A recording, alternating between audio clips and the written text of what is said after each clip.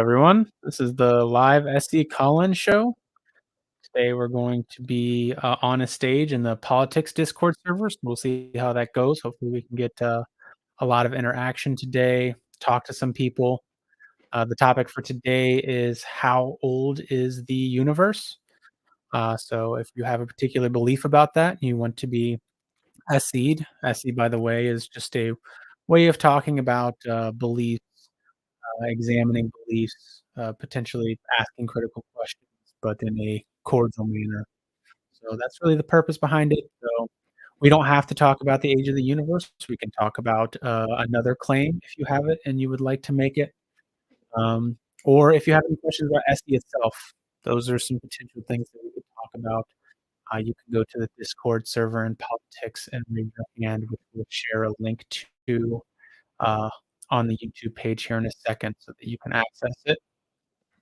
So if you do have any beliefs regarding the age of the universe or just anything else that you want to talk about, questions about SE, go ahead and raise your hand, and we'll have mods message you and For try to get those you who up on don't stage. know what SE stands for, it stands for street epistemology. And street epistemology is a conversation method to help people critically reflect on the quality of their reasonings through civil conversation. So it's an alternative form of talking to people about their beliefs without debating, where we gently probe the person that we're talking to about the quality of the reasonings that they led them to that belief. So if anybody has a belief around the age of the universe, whether you think it's 13.9 billion years old, or if you think it's 2,000 years old, the universe was created, or a Big Bang, or anything of that nature, feel free to raise a hand that we can bring you up onto stage and you can tell us more about what you believe. I'm going to go ahead and share the stage now to the. So this is what the stage looks like. Go ahead. It's probably funny looking. Is it funny looking? Yeah, I Penny Pal should be messaging them, hopefully. Yeah, or maybe Dax or Saparati. Yeah, Yvonne, if you want to message any of us directly with your claim, we just want to verify your claim before we bring you up on stage.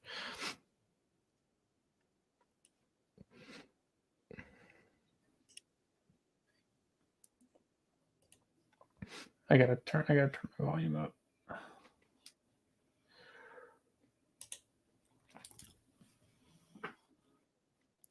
But yeah, I mean, that's not. Oh, nope, there they are.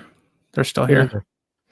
But yeah, I mean, I think personally that the age of the universe is definitely in the millions of years old. I don't know if that's exactly how old it is, but it's definitely more than 2,000 years old for sure. I think it started yesterday. Oh, it just started yesterday. Interesting. Yep. And how do you know that? Because my mommy told me. Oh, geez. Interesting. Other hands? No other hands yet. Yeah, so Yes. yes. Yeah. Yeah, any topic, we just wanted to do the stream with a topic, but it doesn't matter what it is. It can be about politics, religion, anything that you believe or think to be true. It could be about gun control or transgender issues. It could be about, God or karma. Oh, that's Wow, you, yeah, there I you messed go. that up. I see the problem now. Sorry, go ahead, Leslie. Bear with us all. This is our first stream with Discord, so we're still figuring out the hiccups.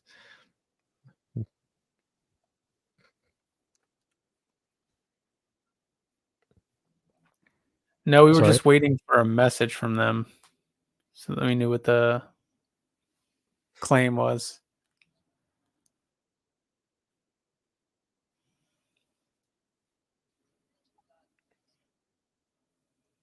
Oh, they're still here.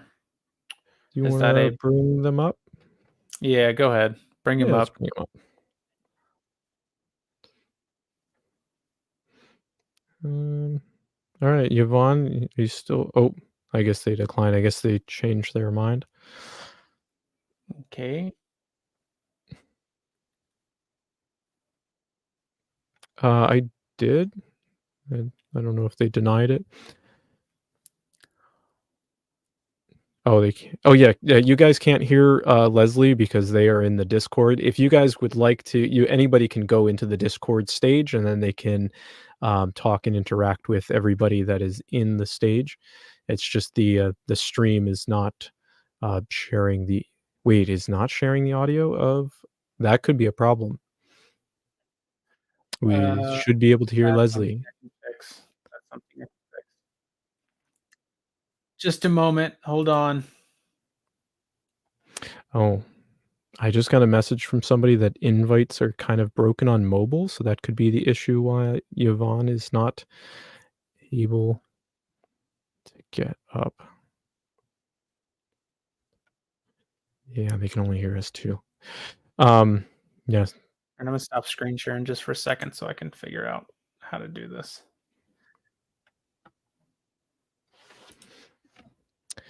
Yeah, we okay. Yeah, we're just waiting on we've gotta wait for Quaid to figure out the audio. Yeah, I'm not gonna be able to stream to the Discord server because that's gonna cause problems. If you think of a way for me to do that, then I'll do it that way. Oh, Mm, okay. Well, I just stopped screen sharing, so hopefully that fixed it.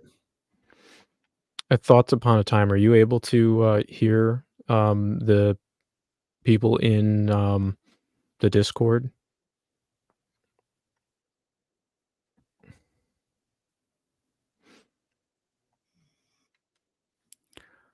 No? No, I can't, okay. Okay, Well, well, we're gonna have to bring people onto, into StreamYard then. yeah, yeah. Okay. I'll go ahead and share the link.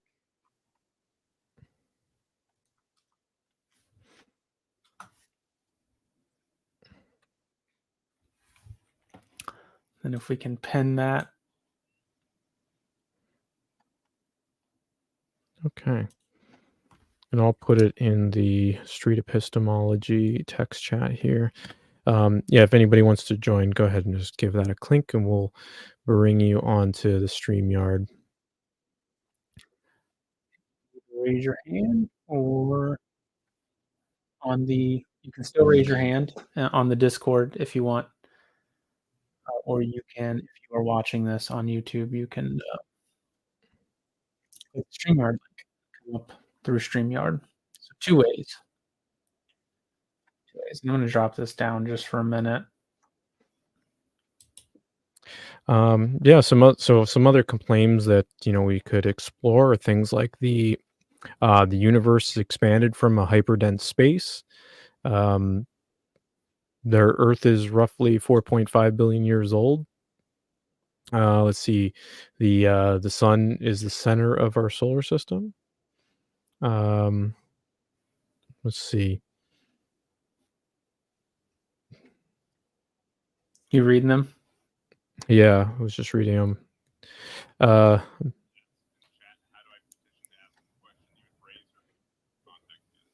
yeah,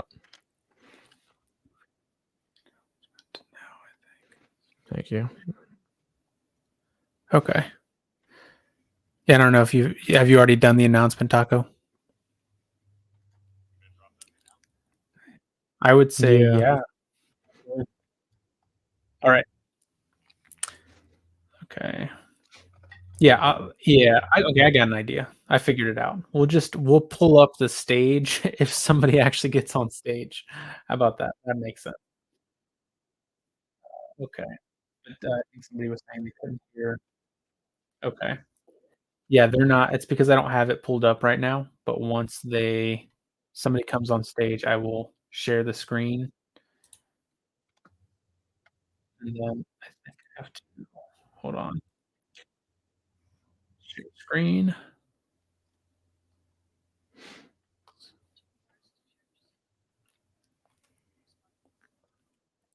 Yep.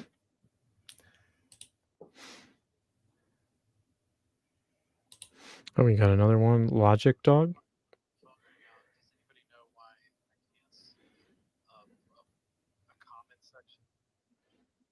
The No, there's no the comments attached to the Discord. You have to go to the text chat that's underneath the channel category. We got somebody else raising their hand too, Logic Dog.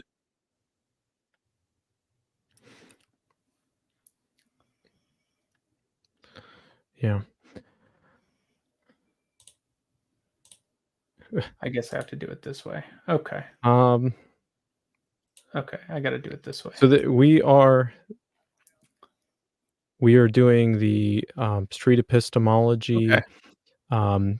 call-in show, so you can call in or go to the Discord channel, and you can come up and talk to us about a belief that you have. I think I'll send the link to you there, Austin.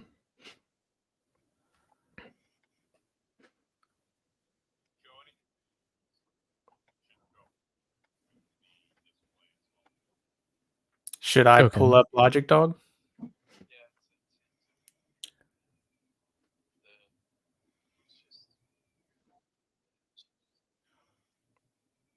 You wanna What do you think, Sushi? Has Winter Forest responded? Hmm. There you go. Okay, their Winter Forest is they said they don't see a message. I'm just gonna bring them up. You cool with that? Okay. Yeah, yeah, go ahead. Alright. Okay, let's do that. Winter Forest, invite to speak. Yeah.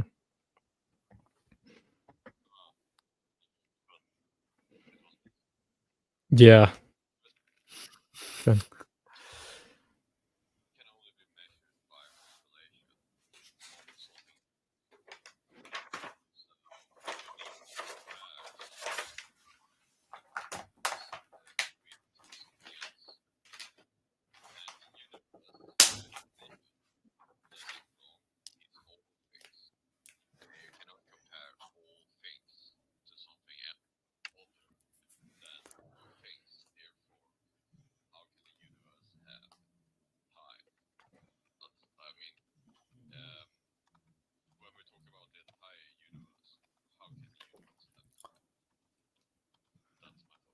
Okay.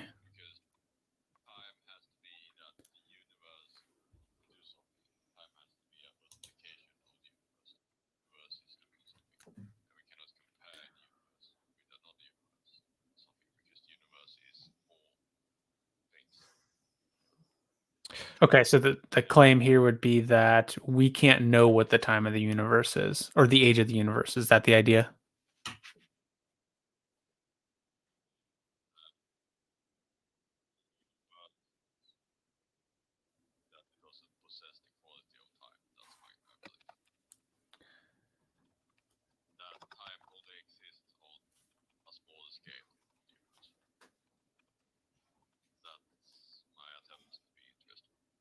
Okay. Um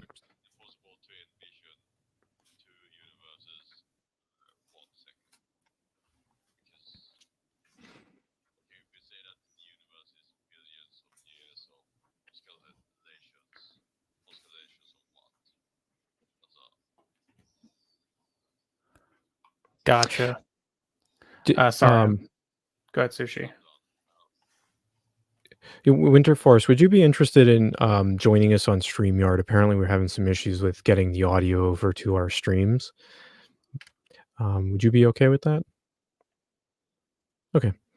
I'm gonna direct message you the link, and then if you want to give us a join,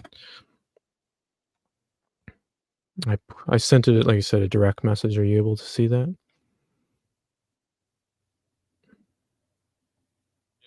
Okay.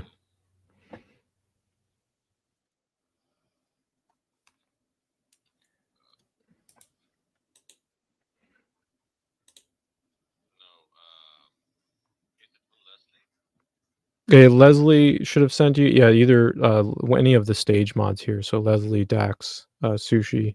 Yeah. I sent him the StreamYard link. If you want to I send did that just turn too. it. I think I fixed the issue, but we can still do it through StreamYard. Okay. And once they're over here, I will take down the.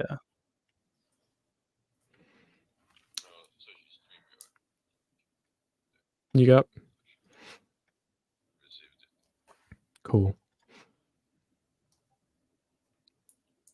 That's crazy.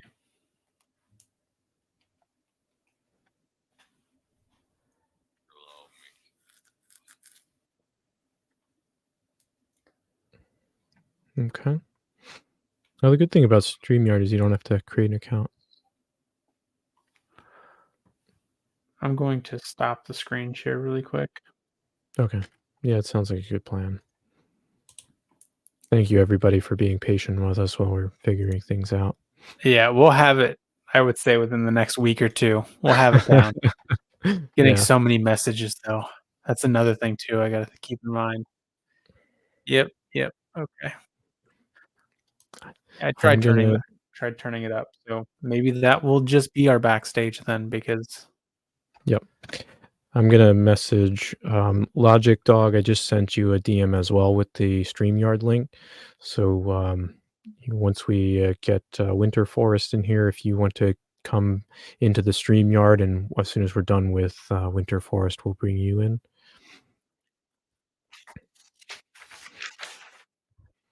all right, give us just a moment. I'm going to reshare the link in YouTube too, because did you pin it already, Sushi? I did not pin it. Okay, I'm going to go ahead and pin it.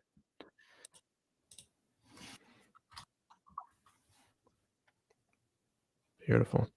Well, we were going to talk about messaging in SE, but it's hard to. It seems like we had to do more troubleshooting than we thought. We tried so hard.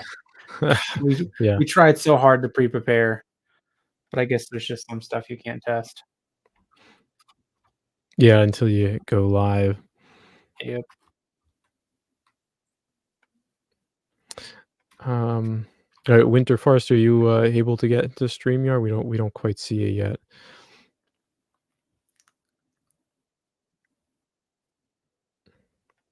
Do we?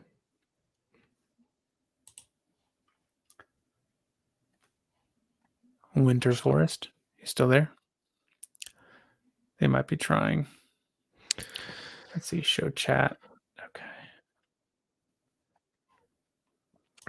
But certainly somebody in here has to have some sort of belief in something. All right, we all have beliefs, right, or opinions. Hey, oh, sorry, Winter Forest. Yeah. Oh,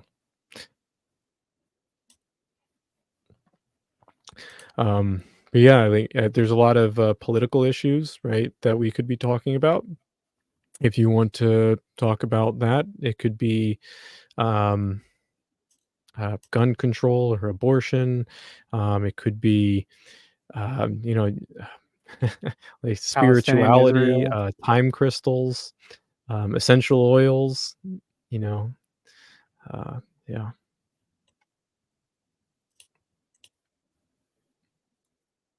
I actually don't know how to pin these.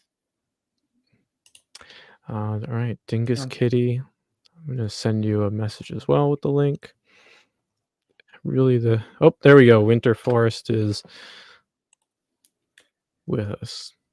All right. There we go. Let me just mute my. Oh, let's You have to. Yeah. Oh, I have to unmute the. Yep. Oh man, we really didn't think this out too well, did we?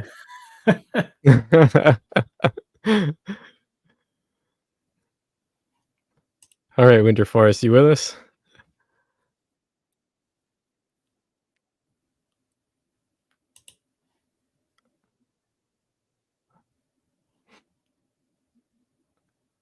Am I not hearing him, Wade?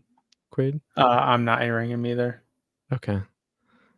I'm gonna move him down out of here while he's figuring things out because I don't want him to show something he doesn't want to show.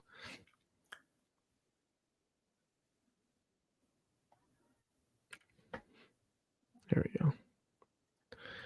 Just kidding. Okay.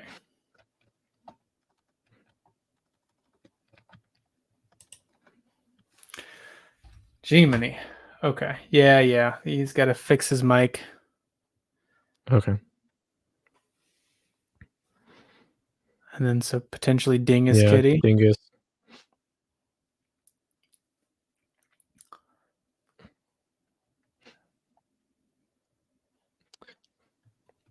Show request.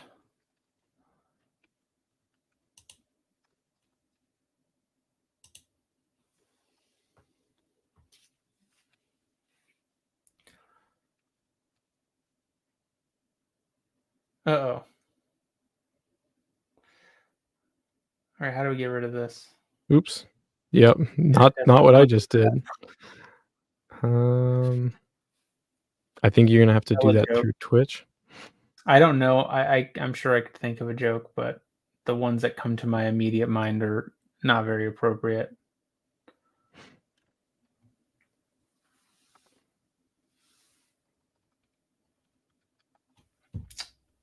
Yeah, I don't even know how to get rid of that. I don't know how many.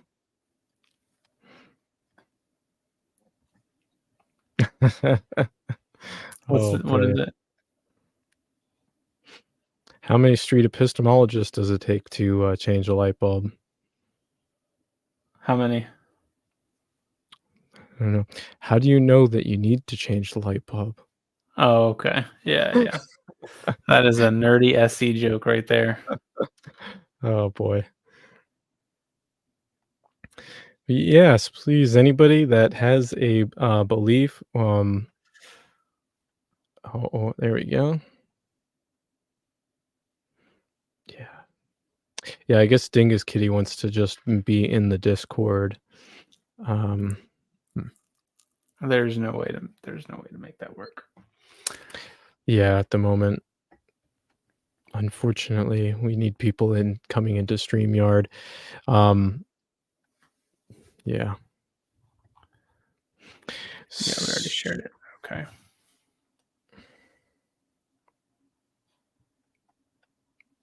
Well, I guess. All right, Quaid, we're bombing here. Yeah. Too many moving parts at once. Mhm. So I guess maybe we'll just ignore the moving parts. Yeah, and the other thing is that it is the Super Bowl too. So,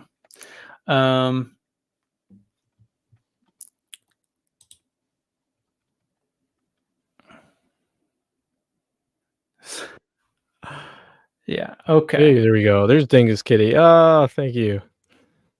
Yeah, save us, Dingus Kitty. Welcome. Hey, Thank you hey for guys. joining us. Oh, today is just not the day.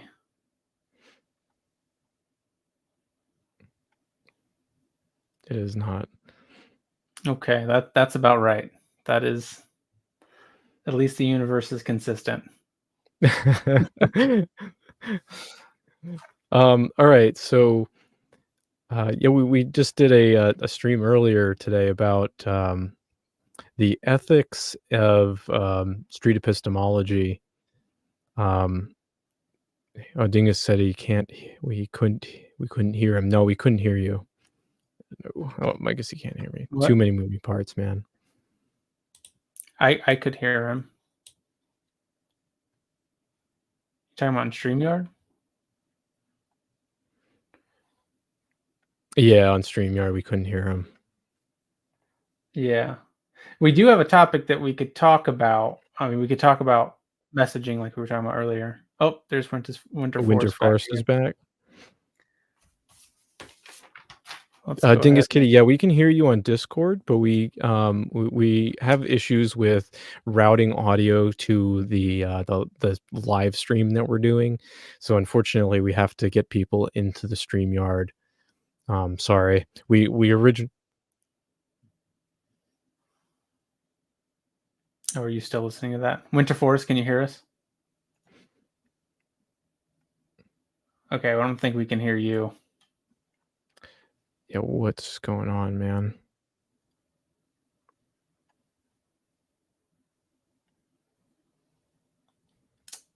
All right. Okay. All right. And again. And again. Well, okay. So messaging in SE, right?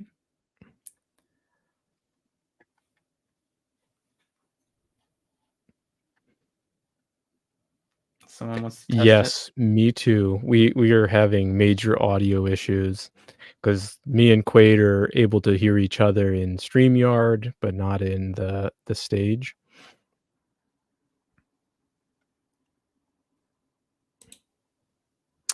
I guess we could.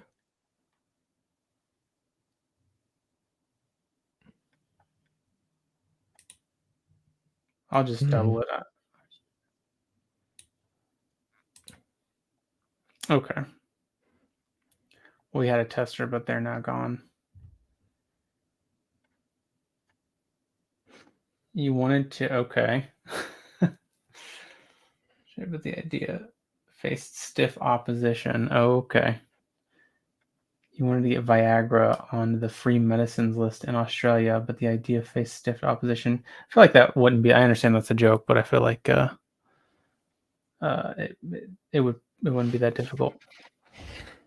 People love Viagra.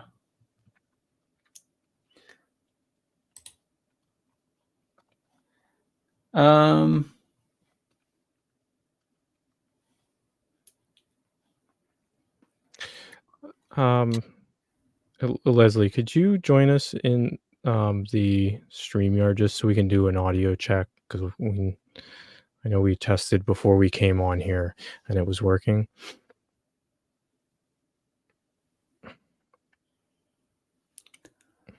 Or somebody, if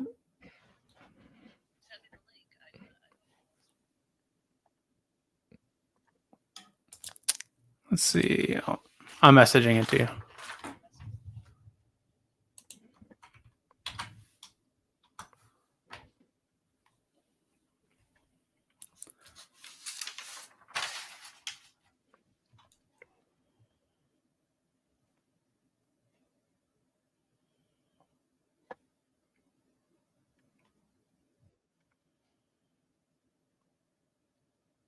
All right, we got Dingus Kitty. There we go.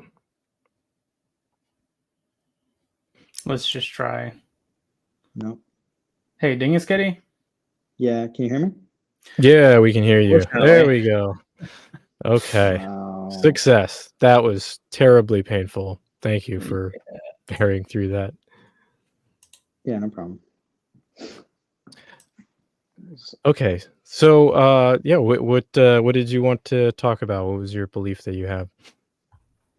Well, I believe that so like I believe abusing animals is wrong. And I believe that you know, in these industries, you know, that produce animal products, for example, meat, dairy, and eggs, they abuse animals. It's inherently part of the industry. And I believe it's wrong to consume animal products if you are against animal abuse. Okay. So could you like summarize that into like a single claim? Because there was a lot there. I think you had said that like animal abuse is wrong and Sure. like eating animals. Sure. If you are against animal abuse, you should be vegan. given that you have the ability to do so. Okay, so if you have the ability to be a vegan, you should? Correct. Okay. If you're Okay. against animal abuse.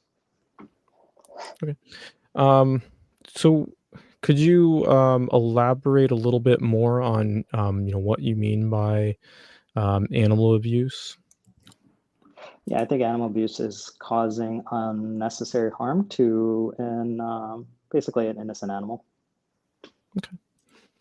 And what are some of the reasons that you believe that eating animals is animal abuse? Well, I mean, I've did quite a bit of research on the industries that breed billions of animals for the sake of consumption. And if you look at the conditions in which they live, they're quite horrific. And this is, I want to say, close to 95%, right? 95 to 98% of animals which are bred into existence into what are called factory farms. They live horrific lives, which most of us wouldn't wish upon our worst enemies. And then on top of that, they are killed at a fraction of their life, right? So they don't get to live out their entire lives, which some people actually believe. They live a tiny fraction of their life. For example, pigs are killed when they're 6 months old. They're babies, right? So they're like, like the bacon, the pork chops, and all that stuff. These are like baby pigs, right? And so like I've seen the conditions, and I did like quite a bit of research on the topic, and I've just found out that like they're just like basically like abused, right? Like it's like they're tortured, if anything, and then they're killed against their will, of course, because no animal wants to die. So I believe that's wrong when it's unnecessary. Okay, so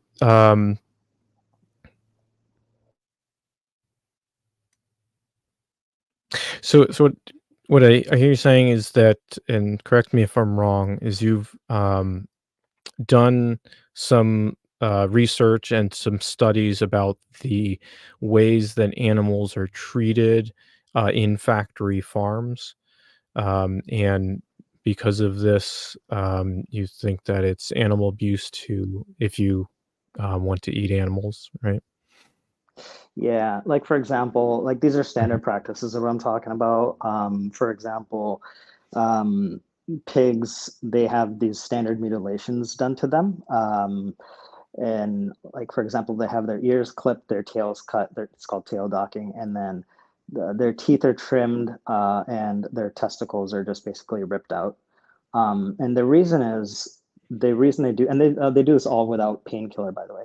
And the reason they do this is because they generally keep them in just very cram-packed situations, and the animal's natural response is to kind of bite at each other because just they don't like have any room, right? So like if you can imagine, even if as humans, like you would be cram-packed with a bunch of other humans next to you, like, and you spend your entire life like that, you'd probably go insane and you'd start like punching and kicking people.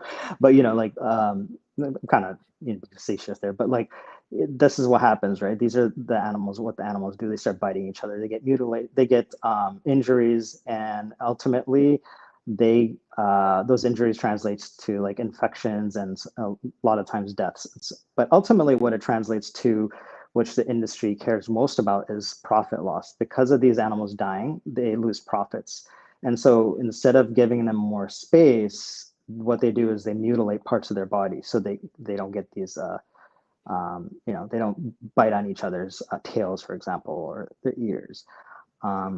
That's just like one of the standard practice. Another standard practice, for example, in the egg industry, they blend up all the male chicks. So what they do is they hatch a bunch of chicks for the next generation of egg layers, right? And half are going to be males, half are going to be females. The males don't produce eggs, right? The males don't lay eggs. So they just blend them up on their first day of life. They throw them into a gigantic blender. Sometimes they just throw them into a garbage can, fill up a garbage can full of male chicks, baby male chicks, and just let them die off. Sometimes they gas them to death. And I believe that's wrong, just for the pure sake of sensory pleasure, and that's usually the case. I don't I know that we don't need to eat animals to get nutrients. Every single nutrient that we need can be obtained straight from the source. So I would consider all this to be unnecessary. Okay. So it sounds like there's a lot of ways that you are viewing that the animals are having harm done onto them. Mhm. Um, how are you going about measuring the amount of harm that is done to the animals? Um, I don't understand the question. What do you mean by measuring the amount of harm? So, um, right. So, like, somebody there might be somebody else that looks at these as a necessary method for gaining food. Mhm. And how would we be able to like determine whether or not harm was being done? Does that make sense? Well, I mean, I guess an easy way for me to determine that is if I was in their situation, I can empathize. Considering these are conscious sentient animals, just like ourselves, it's easy to deduce the amount of harm that they're experiencing by just pure per empathy, right? And there's like, I mean, there's quantifiable amounts of studies showing like these animals are sentient. They have the same capacities to feel pain, to suffer, to have these emotions that we have. So they have the same sense of experience that we have, and if we were in that same situation, we would have a negative experience, and we would definitely consider it to be harm. Same as like, for example, let's not even say humans, right? Let's say like if we were to replace like cows, pigs, and chickens, for example, in these factory farms with dogs, I think you would quickly agree that they're like most people would quickly agree that they're being harmed, right? Yeah, and yeah, definitely culture has some sort of influence on how you view it, but objectively speaking, we could say that they are being harmed. Okay. It how so I'm not quite sure that answers my question exactly. Oh, okay. Th- Yeah, I think you did a really good job of elaborating. It's just that um, we have like, where do you draw the line of what is and isn't harm? So, like, an example would be if we, only give a cow, an acre of land rather than 10 acres of land. Is that harm? And in the same way, how are you measuring how much harm is done to these animals? Like, what way are you making the comparison? Well, I would make like again, I think the way I answered that question was basically using myself as like a subject, right? So like if I was Mhm, in that experience, I can kind of judge by my experience to see how much harm that would be, like how harmful that would be to me, right?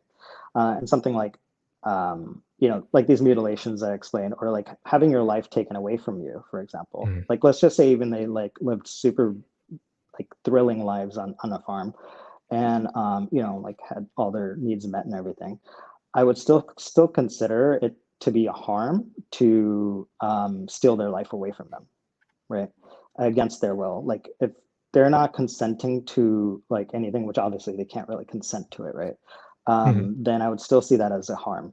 I would still see it as a moral wrong and a harm, because when it is unnecessary, I think it would be considered to be a harm. Um, I mean, it's regardless of if it's necessary or not, but I think it's just more justifiable or more Mhm. understandable when it is necessary, right?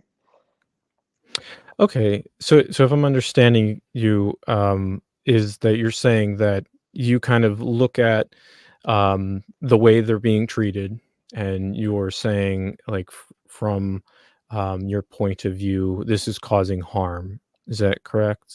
Correct. Okay, all right. So if we Yeah, there's had, no like measuring stick for like, hey, Mhm, like for example, if a dog's getting beaten, like, are you thinking about like, how much harm is being done to that dog? Let me measure that amount of harm. No, like you just Mhm. know, like this dog is being harmed, right?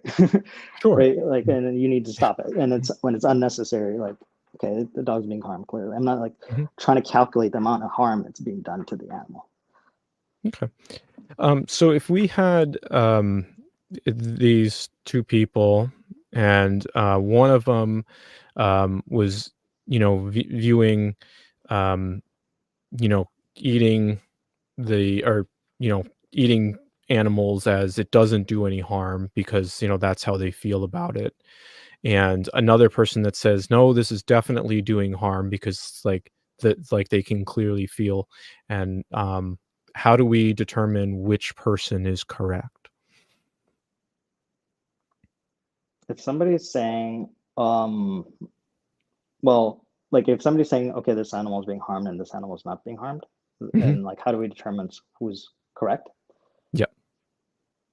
I mean, I think there's enough like science to prove that like animals do experience suffering and like they do experience pain and suffering. And that these actions that like, are imposed onto them are clear-cut cases of causing harm and suffering. I mean, it's just I don't really know like in what sense like you would prove to them. I mean, we can show them studies that animals feel pain and suffer. Mhm. Like, but I don't even think like I think people have to be like willfully ignorant to pretend like that animals don't experience suffering and pain, or like intellectually dishonest, right? Um, but you're right. There are a very few amount of people that would say like, oh, they don't feel pain or like they don't experience consciousness. Like, but there are like actual studies that show that animals are conscious. They're sentient. Well, most animals are sentient, and they have these same capacities to feel pain and suffer just like we do. Okay. Yeah, that So was I kind of I would deduce that like, and I would draw the comparison to how we experience mhm. harm. Yeah, All right. and So I would say that there's also no meaningful difference in terms of how we would experience harm and how they would experience harm. okay. So But I so if think I would sorry to interrupt you, but I think yeah, like the main go ahead. thing would be to like because if you just kind of like if you're not giving me an exact example of harm because there's different examples of harm, but like if you're not giving me like an exact example like of harm, then I can't really say like how to show this person, how to prove to this person. I don't Yeah, know I if I that think makes that was sense. a good answer. You were saying that first of all, you like not really sure that there's a way that we could like definitely measure things, but we could do studies to show that they have, um, that they experience harm in the same or a similar way that we do. Um, Mhm. that them, yeah, right. Okay.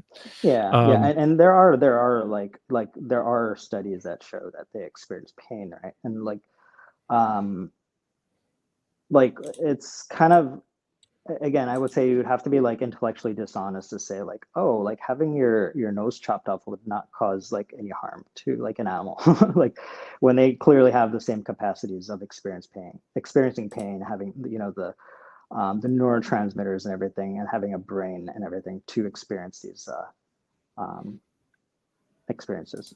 Sorry. okay. And I have another question for you, but I feel like you've probably already answered it. Okay. Why is eating or causing harm to um, animals that we, use as food considered bad? Well, yeah, I think I did answer it, but basically, Mhm. animals don't need to be considered food, right? And they're not necessary for food.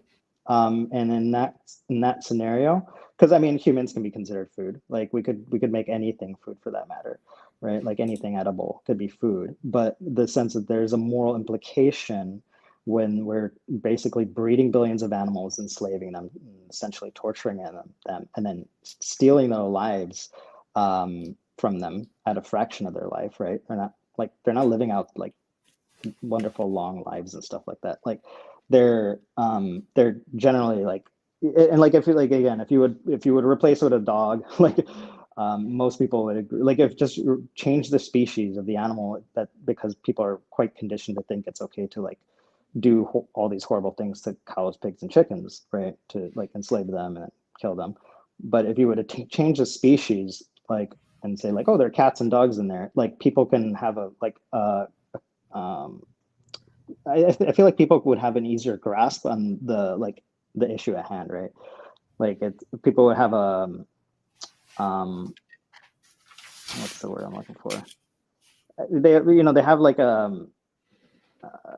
feel like with cows, pigs, and chickens, we're like desensitized to like the abuses that are happening, but with like dogs and cats, we're still empathetic for those animals, whereas we don't like have that sort of sense of empathy for these other animals, even though they're both feel the same way. Why draw the line where you're drawing the line? I think sentience is an important factor for me. I think it's just in terms of like moral value, because for example, like plants are not sentient, right? Plants don't feel pain, they don't experience pain. They never developed the ability to feel pain or even move, for that matter, because it wasn't necessary for them. It wasn't necessary for their survival. Whereas animals like us, like humans and like mammals, at least, at the very least, right, and like other animals, have developed these abilities to protect our survival, right? And to like, we experience pain because it helps us survive. We have feet and arms and stuff to help us move away from things to help us survive. So, but these like organisms, like plants, they don't have that ability, and it's they don't experience these like horrible sensations that we would experience, right? Like they don't experience suffering. They don't have the capacities to experience. They're not conscious. And so that's why I would draw the line there. I don't know if that was the question, but that's yeah. I think that gave us some room to grow there if we could explore more. Yeah. The sentience consciousness part seemed to play a big role, or being able to suffer. What do you mean by sentience or consciousness? How do you determine? Well, let's start with that. What do you mean by sentience or consciousness? Well, sentience, for the most part, is having the ability to have a subjective experience. So, we're subjects in this body. We're aware of our environment. We're aware of what's going on, and I think that's an important aspect to consider, because, again, like I will go back to like sentience. Like I think sentience is important because we have that ability to experience, whereas these other organisms wouldn't have that experience. Okay. How do we go about finding out whether an organism, animal, human, or what have you, is sentient or not? Well, there's studies, right? I mean, I'm not a scientist. I can't tell you the exact methodology, but there are studies and they have shown like most animals to be sentient. There are actually some animals that are not sentient. But like we know for sure plants are not sentient, right? So there are studies in that, like they are tests that they can run objectively to determine if something is sentient. Something or someone, I could say, I guess. Yeah, But, somebody on like, YouTube made a yeah, comment. but I would think also is a say good like, question. Yeah, go ahead. Sorry. I didn't. No, I would also say like these are questions we would never bring up. Like, I mean, they're good questions, but like I would say it's something we wouldn't bring up if it was talking about like other human beings, for example. Like, how do we know if this other human is sentient, right? Like, how do we know they experience pain? How do we know they suffer? Like, what amount of harm is being done to them? Like, no, we just know this is harmful. It's like there's no doubt about it. Hmm. Well, um, It Or like goes a kind dog, of like a yeah, dog it being goes kicked, right? Oh, I it wanted to mention one other thing. Like, I think in regards to the harm aspect, right? Like, I do think, mhm, again, if there was like a Jolly Farm, right? Like, if like there, I guess there are some cases where like animals are treated a little nicer, but it's a very low percentage. Like I said, the 98% of animal products, when you go to the grocery store or restaurant, they're coming from a factory farm. These animals are tortured and then killed. There's no question about that. And like I did quite a bit of research looking into that. And let's just say, for example, small scale farm, the animals are treated really nicely. I would still consider that a moral wrong. I would still consider that to be a harm to steal that animal's life, to kill that animal just for the consumption of food. If you have other options, right? If you have other options and you're not like, you don't have to kill the animal to survive. I would still see it as a harm to the. I mean, regardless, it's going to be a harm to the animal, but so I would still see it as like unjustifiable harm. I'm still trying to understand the harm part. Uh-huh. If we had somebody, you would use the example of kicking a dog as doing harm, and I agree with Yeah. that statement. But you had said that you just know it. But how do you determine whether or not it is harm? Let's Well, use like a less yeah, extreme like example, right? If yeah. there was a person that wasn't from, the earth or whatever, and they came down, how would you be able to say this is definitely harm? Well, the thing is, like, we can't read non-human animals' minds, right? So we Mhm. have to infer, right? We have to infer by their reactions. We have to infer by how they respond. Just like we do with our cats and dogs, we can determine like, hey, maybe this dog doesn't want to be locked up in a cage 24/7, right? Like in a two by two cage or whatever. Like maybe it's probably causing them harm, right? Like how do like I guess I could ask you the question, like how would we determine if that's being harm for the animal, right? Like I mean, it's like it's inference. Like we look at certain things, like okay, we could see that it's not benefiting them. We could see that it's not in their best interest. We know that they want to be free and happy and just like enjoy their lives just like every other animal does.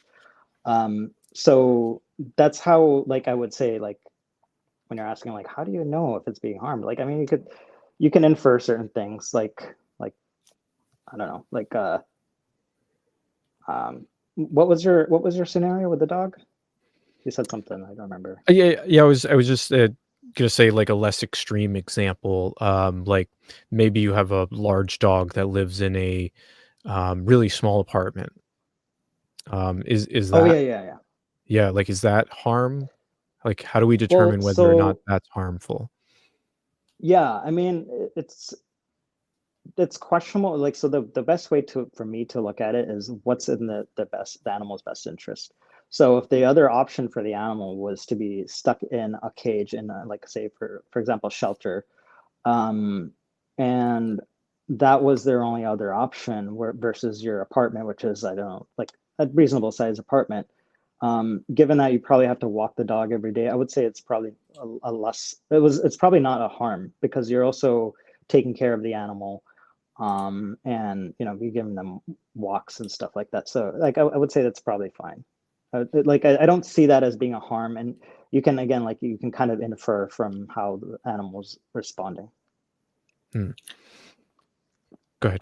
So the main thing is like when it really comes down to it, it's like looking in their best interests because again, we can't read their minds, right? Um, Looking in their best interest and not like how we can, not our best interest, right? Like how we can benefit from them, I guess. Okay. Yeah, I have these may have been asked already, by the way. I was putting out fires in the background here, so if they have been asked, I apologize. Um, is Oh, nice. harm the harm the only like consideration in deciding whether or not something is moral? Um, is it the only consideration if deciding? So I'm not sure, to be honest with you. I'm not sure. Yeah, like I'm sure there's other considerations, but I can't really think about like in what context though. Yeah, I think harm is probably like a good, like a framework of determining why something would be wrong. Well, so I guess some of the things that I'm thinking about here are like, if something, let's say, okay, this is still going to be a little abstract, but go with me for just a second and I'll think of a better example. If something causes harm to a species in a particular way, but this thing actually helps the species survive and propagate, Mm-hmm.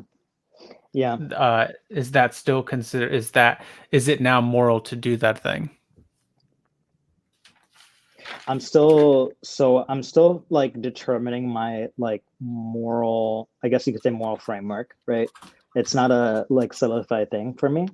And I wouldn't consider myself to be like a utilitarian. So that I think what you're saying would kind of fall into the utilitarian category, like maximizing utility, um, and reducing harm in that aspect. But I don't know if I fall into the under that. Like it's really hard to say, to be honest with you. Like I don't, you'd have to give me like a specific example where I would like I could like tell you my input on that. Okay, Because yeah, like I'm not I saying. don't believe for me, like I don't believe morality is like objective. I do believe morality is subjective, but like, so that's, I would have to get an understanding the specific context. Got you. So, and I'm not saying that this is the best example. It's just one that I can think of. But for instance, some people might argue that if we kind of like release these species, some of the species that we farm, they wouldn't be able to survive in the wild, and they might, be eaten or something like that. And really, the only thing continuing the species is the interest of some humans to eat their meat. Oh yeah, then that actually might be true. That's possibly true. Like we've bred these animals to have like to the traits that that are favorable to us, right? They're not favorable to the animals. For example, like chickens are bred to have so much meat on their bodies they can barely even walk around, right? Like we've bred all these traits into them that are favorable for us to consume them, not, and they're not favorable for them for their lives. Cows can definitely not live their lives like without our care now. Like they're not even native to United States or anything. Same like these chickens, like they're not like the jungle fowl that used to exist, the wild jungle fowl. They So yeah, these animals like don't really have the capacity to survive without us, or I should say like maybe some of them do, but like for the most part they kind of need our care to survive. But I don't think just because we've done all this, like we've bred them to have all these traits to the point where they have to depend on us. I don't think it justifies to continue breeding them by the billions, by the way, to consume, again, to enslave them and consume their flesh when we can easily get like nutrients, like all our required nutrients outside of animal products. Gotcha. Okay. All right.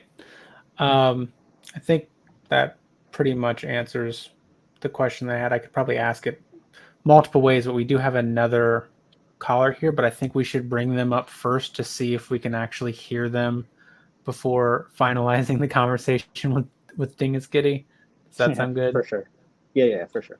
But I appreciate the conversation. Sorry I wasn't aware for good Yeah. Sorry about that, Sushi. I've got so many messages happening right now. I know. I've got people messaging me too. Okay. All right. First time hiccups, man. Yeah. Thank you, Dingus KV. Yeah. All right.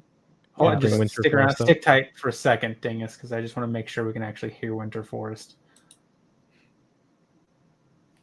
I'm gonna start cooking up some stuff. Are they messaging like about like the audio issue or what the conversation? Yeah, apparently there is an endless number of audio issues. Like I was streaming to the Discord and it was working, and then it stopped working. Apparently, people stopped being able to hear the stream.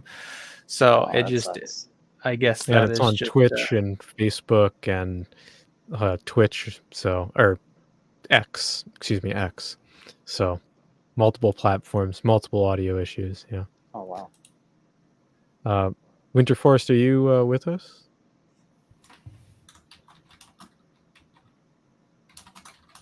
Oh, we can't hear you. Yep. See, that's why I did Yeah. that. Yeah, I had to Right. come on here twice, and I think what one of the things that might be contributing is that I'm on my mobile right now, so because I switched from Discord to here, it might be Discord might be seizing the audio, but it somehow worked the second time. I don't know how that happened. Oh, Okay. yeah. I didn't think What about are the mobile. rules? Okay, let me see. Because when you know how that works when you have like multiple applications. Well, you know what? I'm going to bring Okay. Winter Forest back up, and I'm going to let them know that to try to close out of Discord, and then yeah. Can Winter Forest? Can you hear us? Can you? Okay, we can see you talking. Can you close out of Discord, then and end StreamYard, and then come back into StreamYard? That might be hard to do because the link's through Discord. Well, as long as you're not connected in the VC, I think you should be okay. But yeah, yes. You just have to copy the link and throw it in your browser. Oh, I guess there's no audio, my audio in the Discord for the stream. Well, you muted yourself, I did because I guess we were getting echo. which is probably for the best, but Winter Forest. Yep, frozen. Okay. All right. Well, I did have other questions too, but Yeah, me too. In chat there was quite a few good questions that I think would be great to ask. Like, um, what was one of the ones? If animals were bred to not be sentient, would it still be a problem?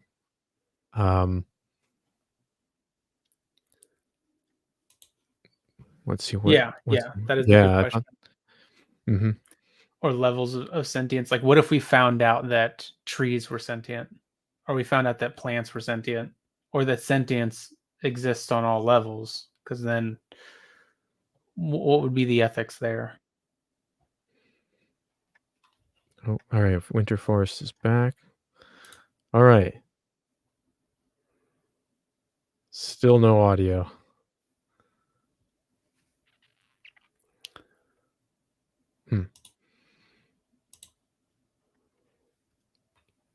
Let's see. Maybe, can we edit there?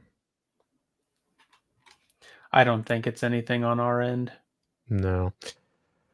But yeah, trying to find the limits of a moral claim like that can be challenging. Um, and I think I did ask, like, where do you draw the line, and how do you measure harm? And harm is like, that is a difficult question. Even the phrasing of it kind of is weird. Like, what metric would you use for harm, right? Because there's all different ways that we evaluate harm subjectively. And then we all have our own opinions about it. Yeah. Like, I think what I was getting at with the, is harm the only consideration? Is that weighed against anything? Like, if it, the thing that came to mind, which I know is a really bad example, is like exercising. Is like, you're technically tearing the muscles and it's painful, but there is some type of reason or growth involved. Right. Yeah. And it's easier to evaluate the more extreme examples, such as, Dingus Kitty is back. Do we want to go back with the? Yeah, I would say. Yeah. I think we can. Let's we'll try winter. Welcome back. But Yeah. Oh, thanks. I gotta, after this, I'm gonna make some food. I'm like starving myself. Okay. Sounds good. Yeah, so I think some other things we were wondering, Dingus, would be, one of the things would be, if you found out that sentience existed in all things, how would you approach this? How would this change your position at all? or your confidence in it? If sentience existed in all things. Yeah, like, let's say we found out that the vegetables that we crop are actually sentient on some level. Yeah. That's an interesting hypothetical. I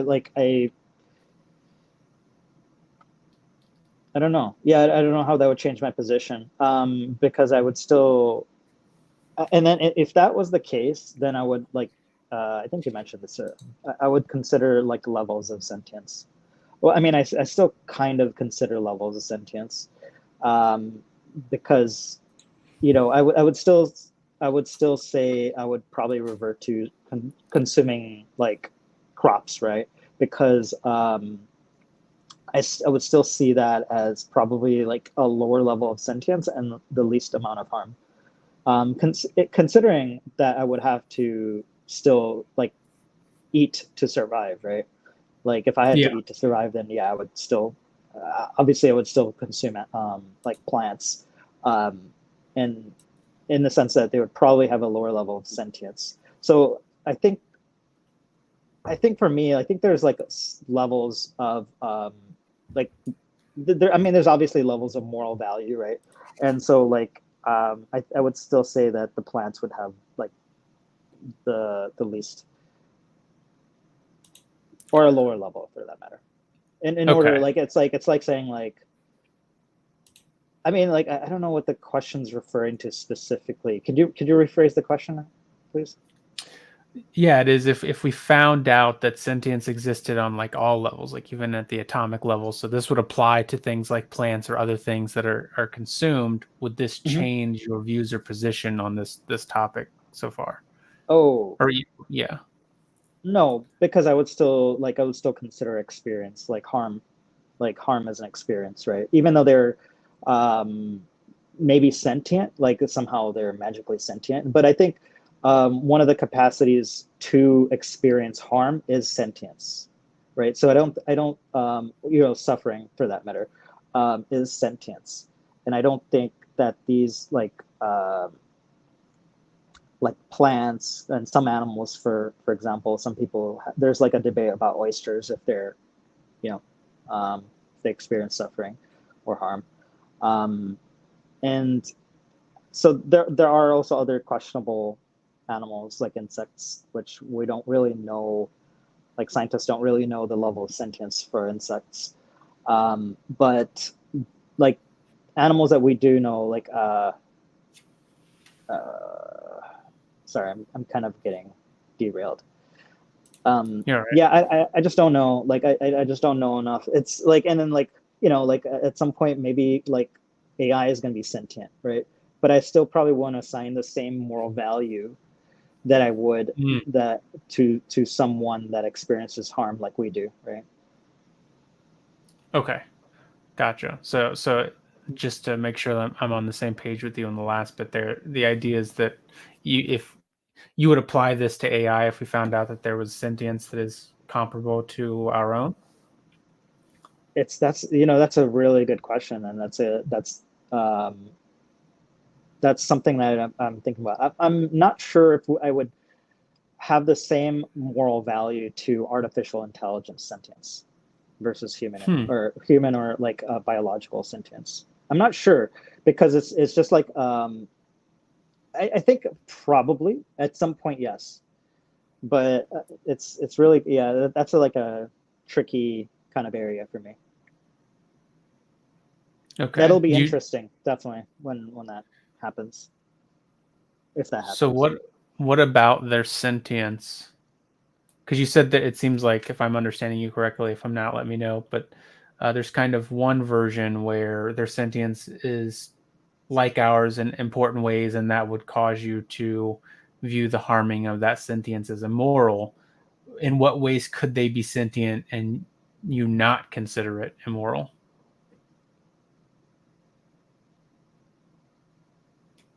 Does that make sense? Actually, yeah, actually, you know, not like uh I guess I was just thinking about like um So sorry, I might have misspoke. So I was kind of thinking about like physical harm, something like that. Oh, Yeah, okay. that would probably, they probably wouldn't have the same capacities to experience physical harm as us, at least not yet. But I mean, there would be no reason for them to experience that because it doesn't. It's not necessary for. I don't know if it'd be necessary for their survival. It might be, but yeah, I'm not sure. I'd have to think about it more, to be honest. It's not, it's like a topic I threw out there because it's something I'm not really 100% on. Like, if I would still say that if they have the same like level of sentience that we do, then I would still give moral consideration. Okay. Well, I appreciate the honesty there. I Yeah. think that's really noteworthy. Yeah, Thank you. yeah. I mean, there's no point in being intellectually dishonest. It's like, why even bother having a conversation if you're just so rigid and trying to prove yourself right? Yeah, I agree with that one. We learn when we're wrong, right? Absolutely. Hmm. That's how we evolve. Earlier you were saying that there's kind of like different levels to sentience. Is that correct? I think I would consider there to be different levels. Some people will say that sentience is just you're sentient or not sentient, and for me, I'm not clear yet on this, but I think that there's different levels of sentience depending on your capacities to experience. But I might be associating sentience with something else. It might be, I don't know if it's I think sapience, you're but using it correctly. Just the ability to perceive, right? Perception. having a subjective experience, and yeah, it's having that. Okay. Oh, Did you cut out? did he cut out? Yeah, I think he cut out. Oh, can you hear me? Oh, A you're little. back. Yeah, Oh, you know what happened? Okay, so I think I know what's going on with the audio. So and you cut out again. well, okay, I'm hearing myself. There's something between Discord and StreamYard that just was That's not. that. I've seen Yeah. other people do it. I don't know what it is yet, but Yeah, I think we got to Yeah. get Voicemeeter Bananas going. oh, okay. Yeah. Okay, yeah, you're talking about that. I used to have Voicemeeter Banana, but so right now I'm hearing myself and it's super annoying. I think what happened is that I switched the app, and now when I switched the app, it cut off the audio, and now when I came back to it, I'm hearing myself, and it's like I can't hear it. I want to hear myself. Yeah, we're gonna have to do testing with mobile because I think we were all on our computers when we did testing. That's true. Mobile, I'm gonna write that down. Yep. Right. Do you want to try to bring Winter Forest up one more time, and then Dingus Kitty, if you want to continue talking with us, if we We can can't hear try. Winter Forest. Oh Yeah. shoot! Or do you got to go? Oh, never mind. They left. All right. Well, let's hope Winter Forest works. All right, Winter Forest, you're on. Can we hear you? Can anybody hear us? Great. Awesome. We can, yeah. Okay. Yep. No luck. Well, we could wait for another caller. We could talk Yes. about messaging. That's one thing that we had as a topic. You're referring to direct messaging? Yeah. Yeah. What is direct messaging? I think it's where you are kind of revealing where you want the conversation partner to go or end up in terms of it's where you're messaging your own beliefs and stances. That's what I thought it was. Right? Is that Okay. it, or am I wrong about that? Yeah, I think that sounds accurate. So you're saying direct messaging is kind of when you're, in a way, like pushing your beliefs onto somebody or asking maybe leading questions that is pushing towards your opinion. Is that what you're saying? Yeah. Yeah, that's the idea. And why is I mean, it seems as though you're saying that's a bad thing. Why is that a bad thing? No, I don't think it is necessarily a bad thing. Okay. I think the opinion right now is that it is a bad thing within SE. And I think it's more about how you do it. Hmm. I think during the stream today, you were during the module review, there was a good nuanced conversation about it, and I think ultimately it's how it's done. Mhm. Yeah, like, is there so they're saying is there could be times when direct messaging is useful? Yeah, Hmm. yeah. Like again, you're going to talk to some people who um, they kind of know, they suspect what you believe, or they even think they know what you believe, and um, you trying to hold that back from them is going to hurt rapport, as opposed to just saying, "Okay, yes, this is what I think," even though that's kind of not the point of the SC conversation. That type of deal. Yeah, that is challenging, right? Because I at least know when I do SE, I always try to keep my thoughts and opinions um, out of the SE as much as I can. Or what I've heard recently, another content creator says being dead on side, dead inside, so not Oh yeah, having thoughts and feelings about whatever's being discussed. And then when somebody's asking you, like maybe about your belief as when you're the SEer, should you respond to that is kind of what is up for debate. And I think more traditionally, it's like, no, you're like, okay, I can answer that at the end of the question or the end of the conversation. But right now, I'm trying to understand like what you believe and how you believe it, and then maybe we can talk about what I believe later. Um, yeah. well, we have Winter Forest in the Can we hear you now? No. still no.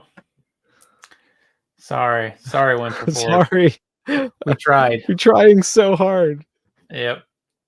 Oh, Sorry, man. you Hopefully, have we can work it out headphones? in the future. Yeah, Oh. headphones, the mic. StreamYard doesn't like us today, Yeah, man, a load of tech problems.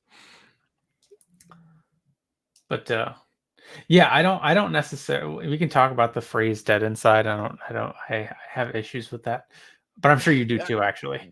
So Yes, yeah. about it. Yeah. I prefer the term, neutral, um, but I well,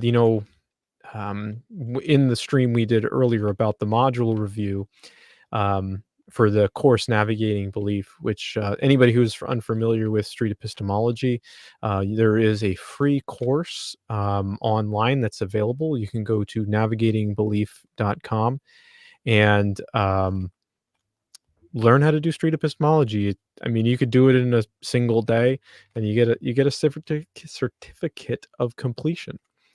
But yeah, anyway, when we were reviewing the module, there was some discussion about whether what is it to be neutral and why do we need to be neutral.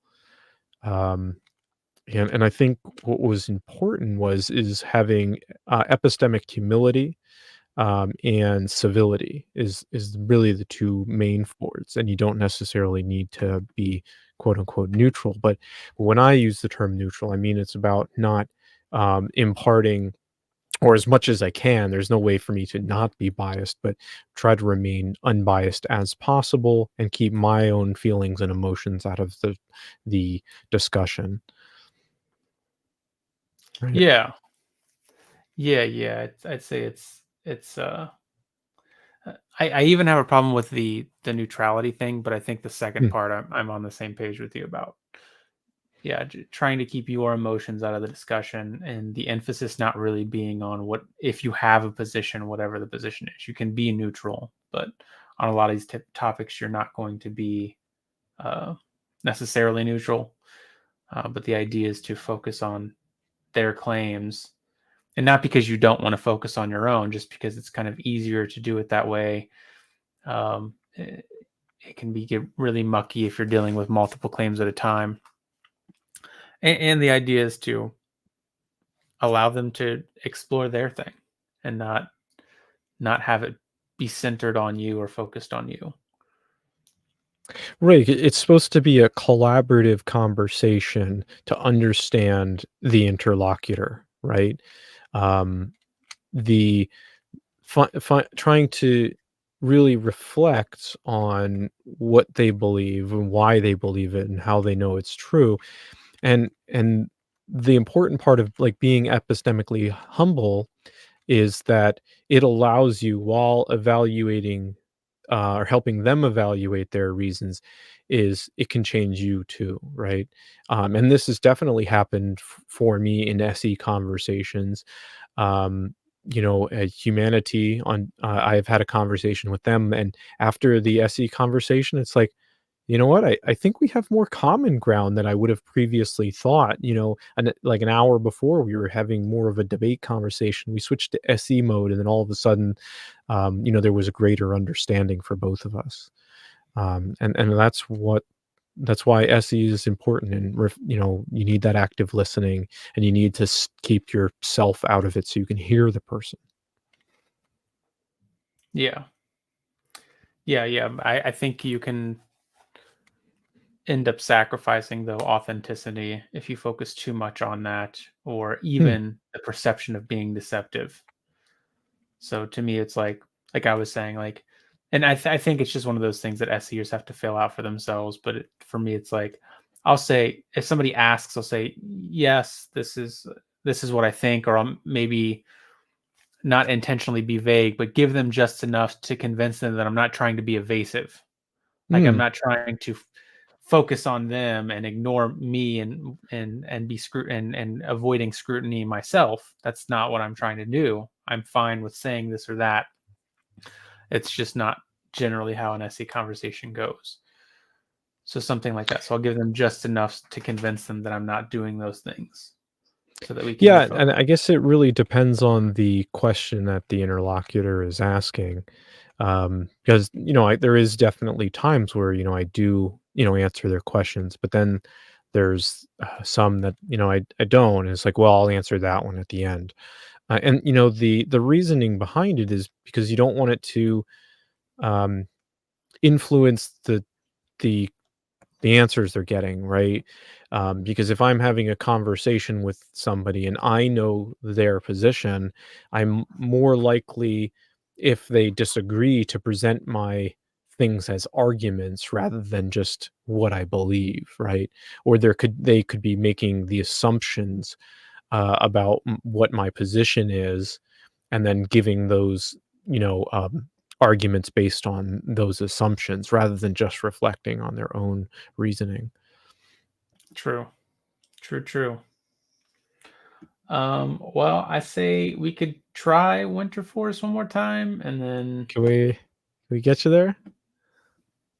Oh, No. no, I thought I heard something for a second, but Oh, just being hopeful. Yeah, you probably, maybe you need some headphones or something. yeah. Yep. Sorry, Winter Forest. Yeah, I feel bad. They're really trying hard too, but yeah, it's just one of those days. Appreciate the effort. Yeah. Yep. Let's see, so we got not many people watching us here, or in the Discord.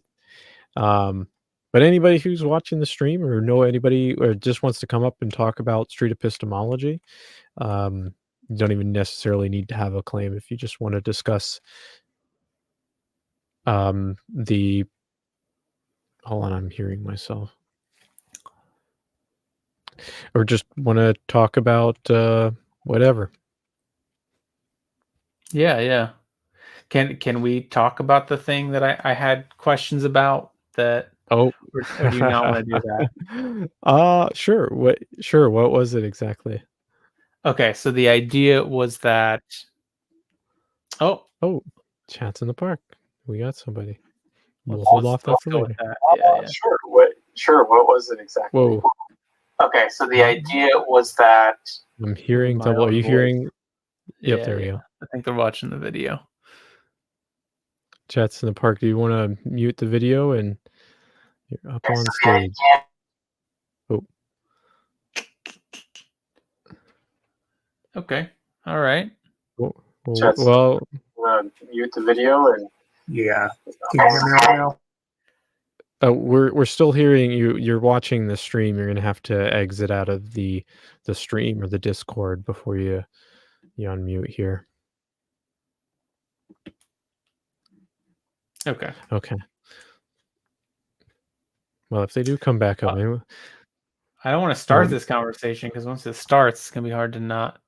well, Continue. why don't you just let's say why don't you bring up the conversation? Then perhaps we can have a do another stream, and you could SE me on the topic, or we could just discuss the topic in itself. Okay. Yeah. So the idea was whether or not trans people have a mental disorder. Right. Yeah. So that was it. And then the idea is, I think the place that we got into the conversation was you were saying that you saw it as a delusion, right? It could be perceived that way, yes. Okay. And this is it's very definitional, and it's contextual. So it depends on how you're utilizing those words to determine whether it is or isn't any of this, the criteria for mental illness or delusion, right?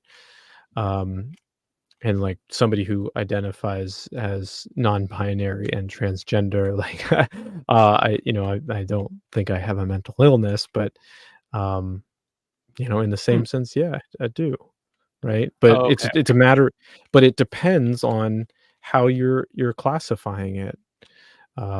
It's definitional, right? And there's some people that would say that people do have a mental illness if they're have a particular gender or sexual orientation, right? Yeah. And a lot of times it's said in a very derogatory way, and I think that's really where the problem lies. Yeah. Okay. Yeah. And I think that the conversation was centering around the idea of delusion. Mhm. And so so the idea was if you have an idea of what the world is and that's not what it is, that's the delusion. Is that the idea? A delusion would something that doesn't an experience that doesn't conform with reality. Right. Okay. Mhm. An experience that doesn't conform with reality. Yeah. And so that was the part that kind of I was wondering about, because it seems like that would apply to a lot of people. And we did bring up religion, so that's one of the things we talked Yes. about. But I would even say past that, I would say that if somebody, I feel like there's just a lot of I feel like you can have that happen in a given moment. Like you think that like you wake up in the middle of the night and you see something that you think is a monster, but it's just really a coat on the rack, right? Mhm. I don't think in that moment you have a mental illness because Right. you are delusion. There's a discrepancy between Yes. what's in your mind and what the thing actually is. Correct. And that's where the context and the definitions are very important. As thoughts upon a time here, it must be unusual to cultural context. And yeah, and that's exactly how the DSM utilizes it when it comes to delusion, is it's if it's outside of cultural norms. But that leaves a lot into question, right? Because there's some things that straight up don't conform with reality, but if the culture accepts it as reality or is just normalized, then they don't classify it as a delusion. And that's where we get into some serious gray zones. Okay. So under that Mhm. definition, religion Yep. wouldn't qualify? as a delusion? Correct. Yeah. Oh, okay. Okay, gotcha. Yeah. Okay. Um, That kind of you want clears to that up. bring Chats in the Park back up and see if they're... We can try. Their mic is muted, so You Okay, can you hear me now? Yeah, there we go. Okay, great. Sorry about that. Great. Question for you. What makes for a good SE question? I think there were some folks in the chat earlier who were kind of asking whether or not the question that came up about the ethics of eating animals, whether that was like a well-framed SE question.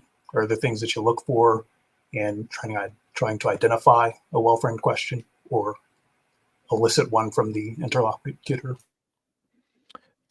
Yeah, my answer to that would be a open-ended question that would inspire reflection. So if it is not a yes/no question, if the interlocutor would have to take pause and think about it, or if sometimes they'll straight up say like that's a good question or that's a tough question, or I'm not quite sure. Then those are like indicators that it is a good like SE type question. Quay, what are your thoughts on that? Well, I would just add one other thing, which is it can also anything if it clarifies the belief or reasons for the belief. So clarification and reflection, are the two things that I would say make a good SE question. Okay. Are there any other kind of aspects that you think about when you get a question? I've had Chats in the Park, as my name suggests, and oftentimes I've found that my questions or my conversations can go kind of a little bit a ways from SE. And I'm not sure if that's a me issue or if that's a question framing issue. I think I generally get people providing political types of questions, which seem like they could be good fits, but often the conversation gets sidetracked. Could you give us like an example of some times that maybe you're feeling as though you're getting away from SE? Let me think.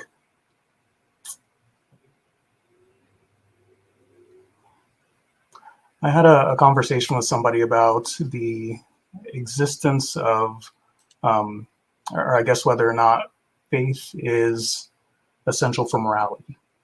And that's, I guess, a thing that I try to do in my conversations is I try to have them be a little bit more double-sided. Like the SE conversations are often relatively one-sided, and I don't want people to feel like I'm just kind of interrogating them. And so that may also kind of help it go off rails. But in that conversation, I think we got a little bit off track.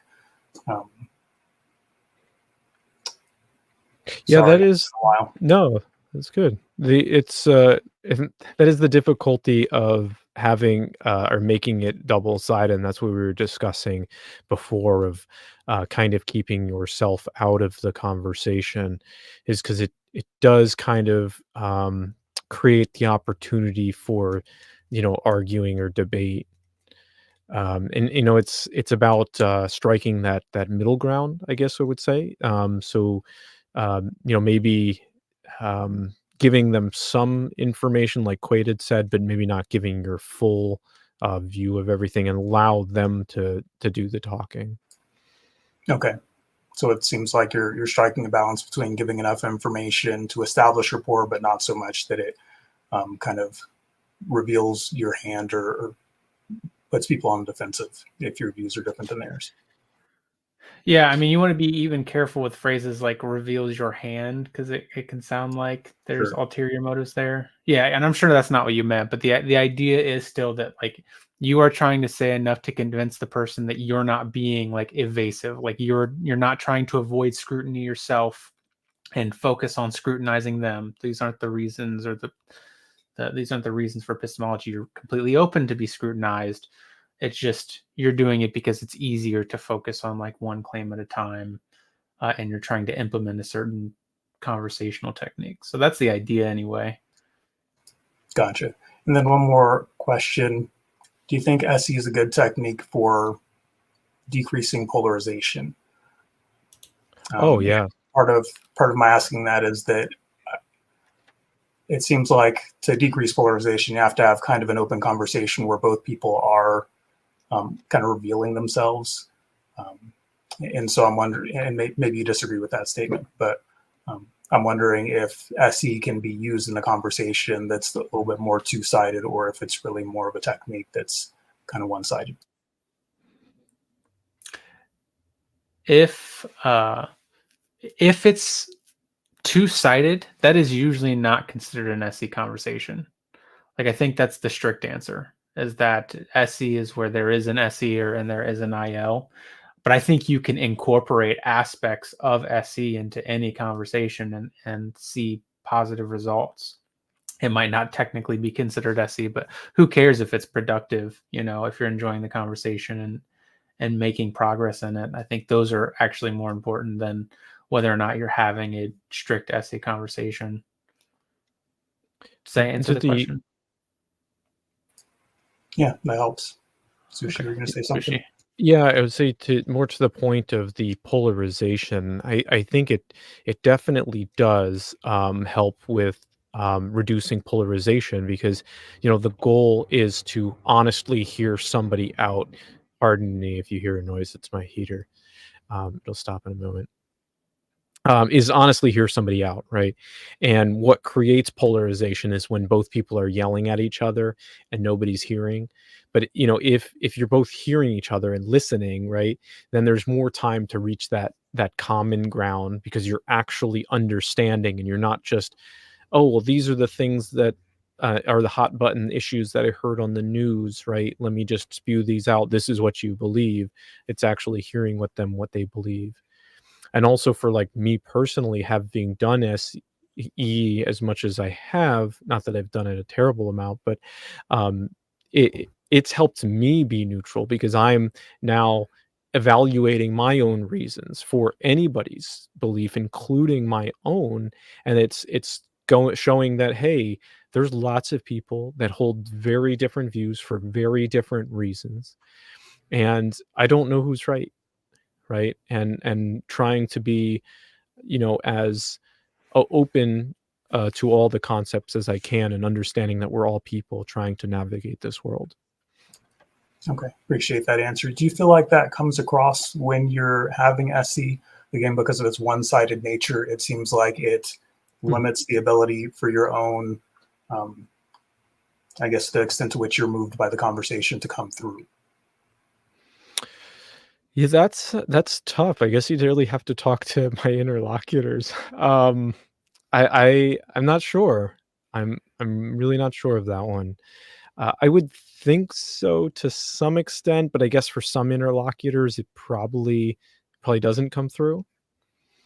Yeah, For sure it doesn't. Yeah, there's been there's a semi community that knows about SE, that they view SEers as doing these kind of strategic trickery mind, what do they call it? The Jedi mind tricks. And that's an unfortunate perception, even though, I think to us, again, it's like, it's not that we're not open about talking about our own views or any of these things. And so, but that perception is still kind of formed, despite what our intentions might be.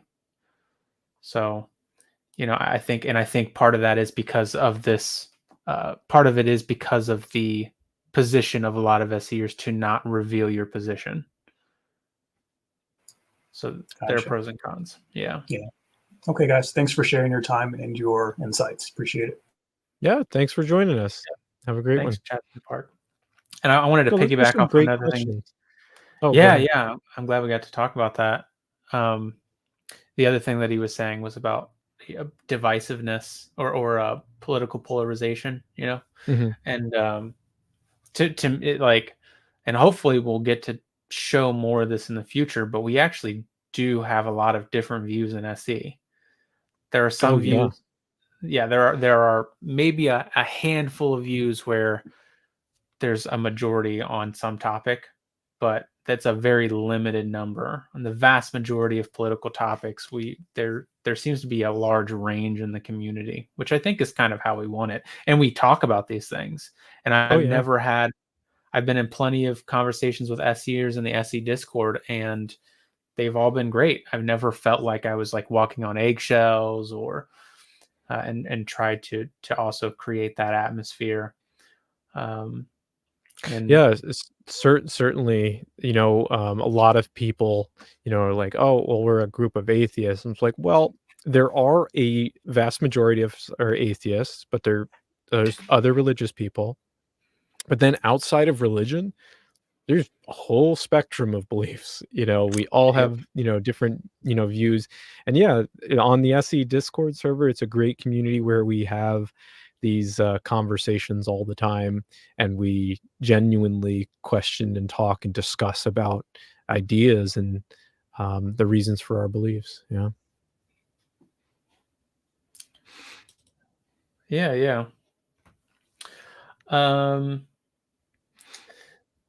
So, we will have I think somebody's going to put out a video soon too that will hopefully demonstrate that. Yeah, but the atheism thing, is the biggest one, and still we've done so many things to try to say like we had a fiasco today where we were going to be thrown into that category again, and we're like, no, don't do that, and we do we have religious people that come in the Discord server and that we're close to and that we love and we enjoy talking to them. Matter of fact, one of our stage moderators was a Christian, and I mean, I don't think they're as really a fan of SE, but they do enjoy the Discord, and they do discourse, and they do come on to the SE Discord quite often. And there's a couple other users that are as well that come frequently. Yep. Yeah. Well, we could go back to the topic. I mean, I don't know if there's a point in trying Winter Forest again. I know, I'm gonna try it. Okay, all right. Let's. Well, oh my God! It it works. works.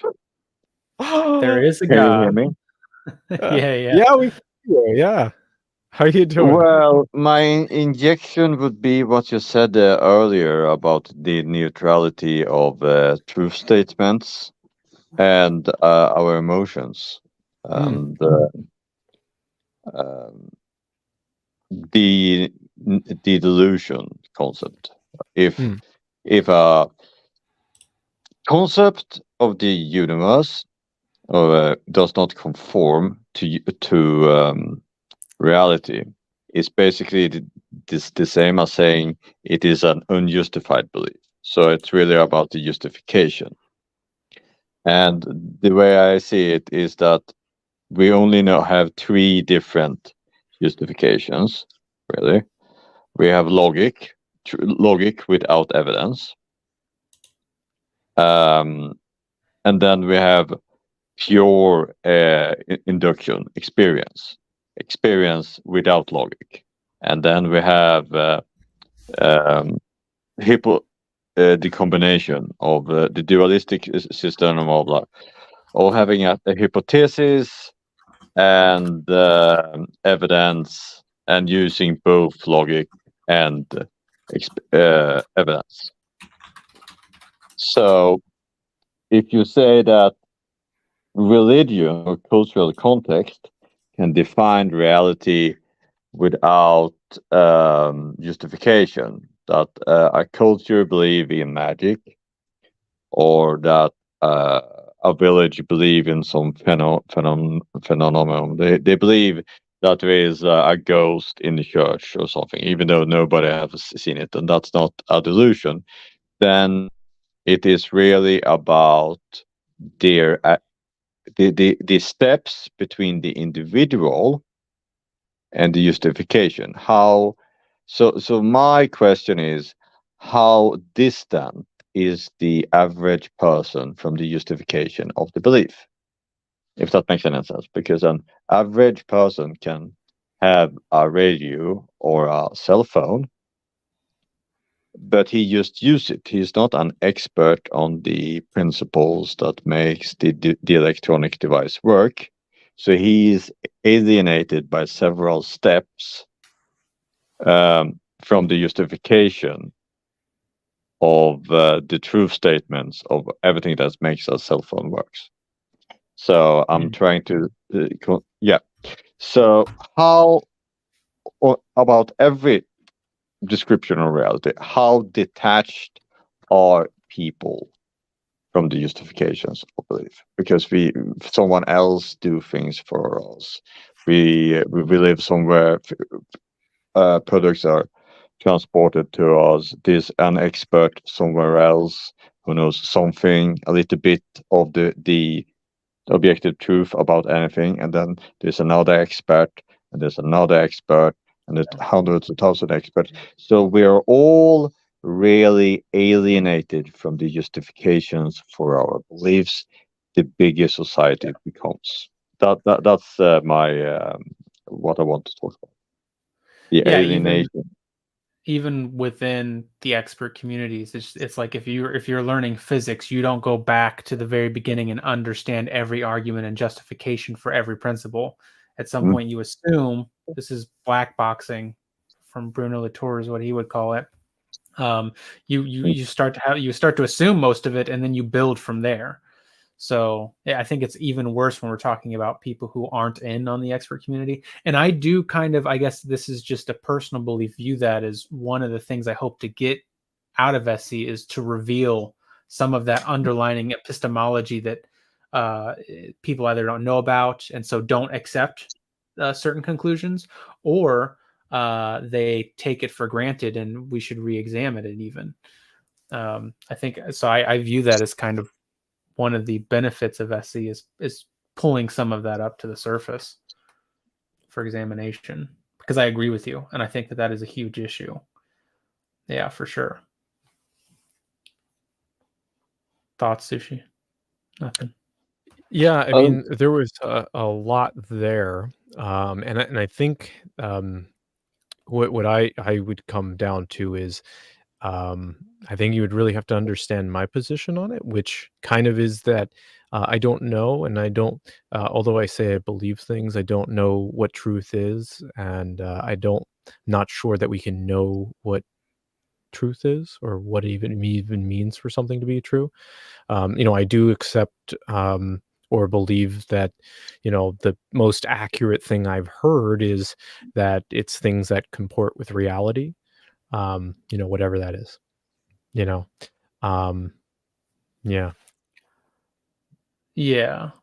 And we were actually talking about this in the server the other day, the idea of our relationship to the universe. We kind of see the universe as like conveying direct information to us, when in fact our brain is interpreting information that's conveyed to us, which is actually how it works. So the perception that your views of things are exactly what reality is not accurate. We know this, right? Like the desk is not brown.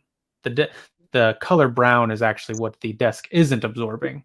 So if I go to the atomic level, it's not like the atoms are going to be brown. That's what's actually refracted into my eye, but I call it brown, and that's my relationship to it. Even though, again, that's not at the most fundamental level of what the desk is made of,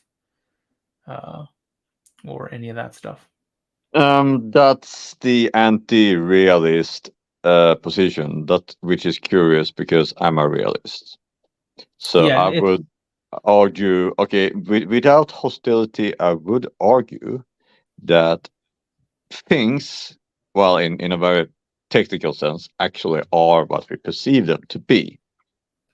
Because otherwise I would not be an epistemological realist. I would not be a realist unless I somehow said that reality is how we perceive it to be. But I understand that the argument, yes, the desk is not actually brown or this color. Those colors are created by the brain to represent the systems that actually exist. Yeah. Because we are not computers. We're not computers. We are not highly developed cameras. We measure things with our instincts. We we have biology. So we have things like sound, taste, and the color spectrum. But those are a language that describes something.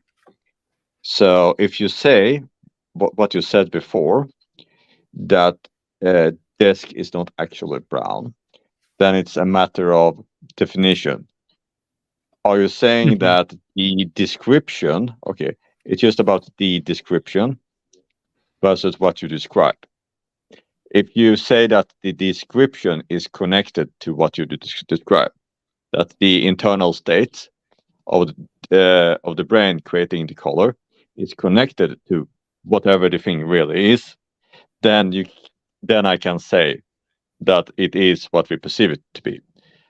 But if you focus on the description, if you separate the description and say that the description, the internal states of the mind that represents color, are separate from what they represent, then you have a valid anti-realist position. So it's really about it.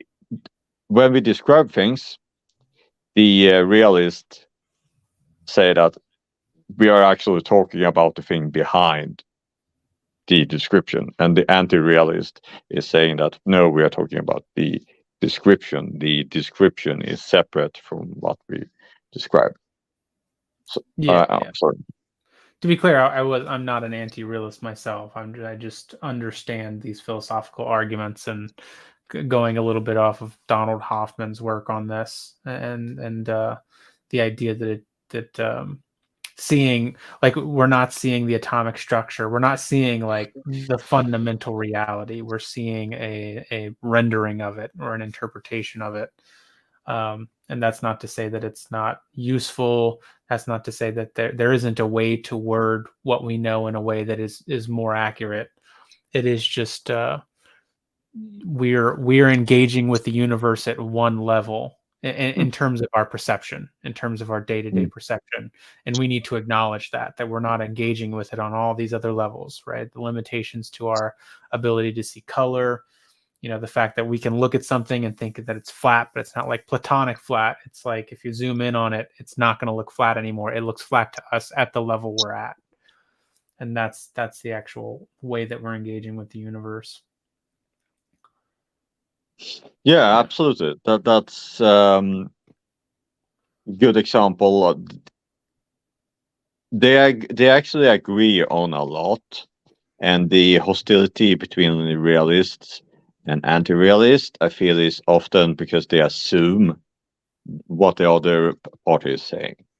But basically, they are describing the same thing, and they have the same evidence and the same view. They both say that there is a layer of reality, the description, and then there's like better, more objective mathematical layers of description, and then further layers of description, and so on. So they all agree on that. But it's what's relevant for the researcher. The complex is probably relevance and hidden biases, like we are using this for something. But if you look really hard, most epistemologists agree. Like there's very little genuine. The conflict is usually that you simplify the other position to make the other position absurd.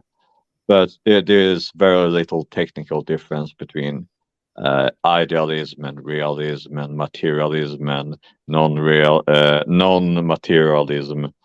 If you really look at the justifications of the belief. Yeah, but I understand what you say. It's very interesting. But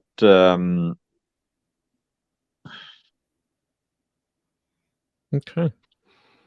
It's also better. Where I was going was Occam's razor, really, because if we're going to be honest, Occam's razor, because Occam's razor is a very old idea, And yeah, if we should use Occam's razor, then we could get rid of as many unnecessary theories as possible and have the simplest solution, and we should cut away all other explanations.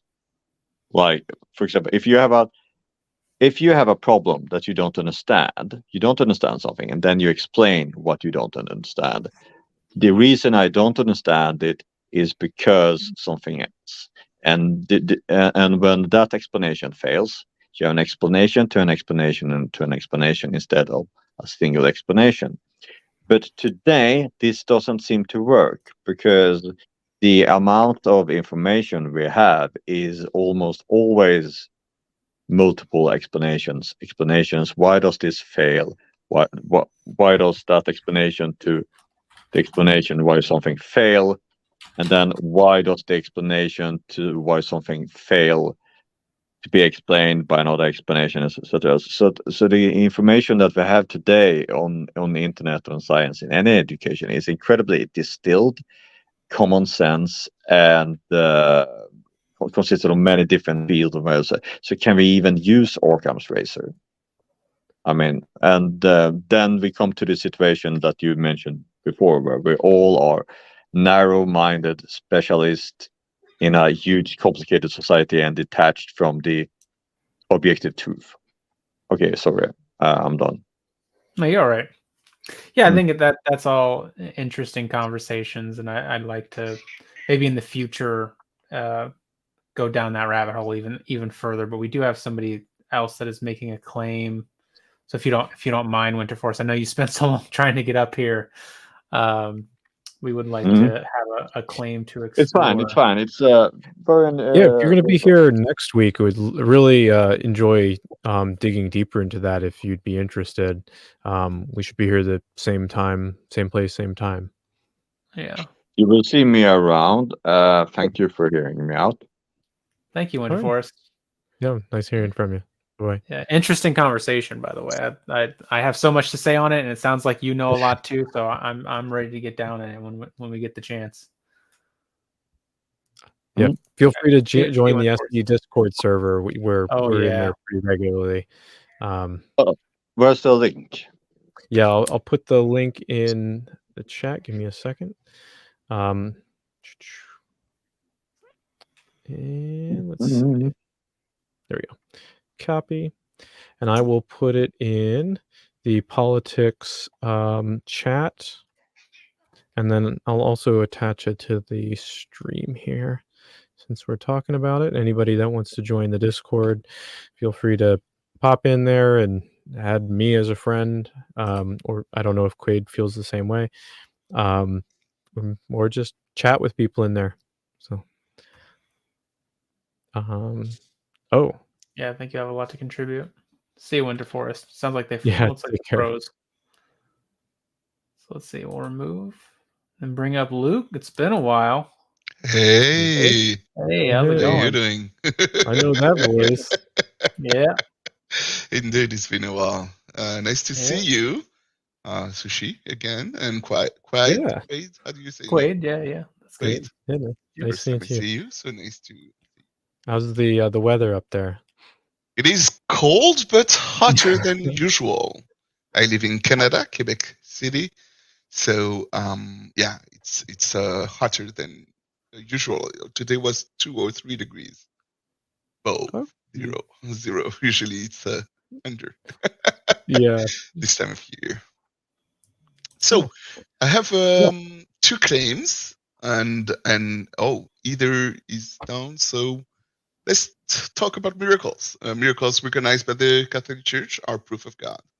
That's good. This is the claim I bring today. Let me write it down really quick. In the chat, and hey. Yeah, Quaid, do you wanna start off with this one? Yeah. I've had tons of. I think I've SE Luke on this one probably more than 4 times. What times? That's one? I don't know, a lot. We've had a lot of SE conversations, right? It is interesting. I like exploring this claim a lot Mhm. because there are ways to find questions that I don't know the answer of. You know, like every time I explore the claim, there's questions that are like, yeah, I didn't think about that, and it's interesting to think about it at this point. Yeah. Yeah, we may have even talked. I think we've had one other conversation, and we may have talked about this, but I don't remember. But okay, so usually my first go to is to ask for definitions. So could you define miracle? It's an extraordinary event, which is caused by God, and Can lately you I put had to specify causing, like causing relationship that is closer than the universe. You know, like he's the cause of the universe, so he's the cause of everything. But the Oh, miracle, he's closer than usual to the event. okay. So what was the first part? What type of event? Extraordinary event. It's a rare Extraordinary. event. Okay. Yeah, extraordinary. Extraordinary. Okay. I'm French, by the way, so sometimes my words will and I usually these days I debate in French or change or communicate in French through Scholasticus, which is a French version of a religious server on Discord. So yeah, I'm not used to talk English much these days. It's been a while. Last time I talked English was during at one time Discord went down, servers went down one after another, and this server went down. So I went to Hmm. the SC server and found my French friends coming to the SC server. I'm like, "Oh, you there too?" And then we Yeah. had people saying, speaking the English with the French accent. It's a bit like that. It was really interesting. I must have missed Anyway, that. I don't remember Discord going down. yeah. Well, anyway, it was the force. Got you. Okay. So events, so extraordinary events that are caused, let's say, directly by God. So Yeah, like yeah. That's the most directly that he can cause them. caused, okay, directly by God. Okay. Directly by God, as opposed to like, God creating the universe and then the universe doing the thing. Yeah. Okay. Yeah. I think that's clear then. Some preliminary stuff that I just kind of like to ask, I guess, because it can kind of contextualize it. How long have you believed this, would you say? Oh, that's a good question. It's been a while, many years, but not since the beginning. Miracles for me were things that were not explainable. And yes, God was the explanation for the miracle, an extraordinary event where God is the answer.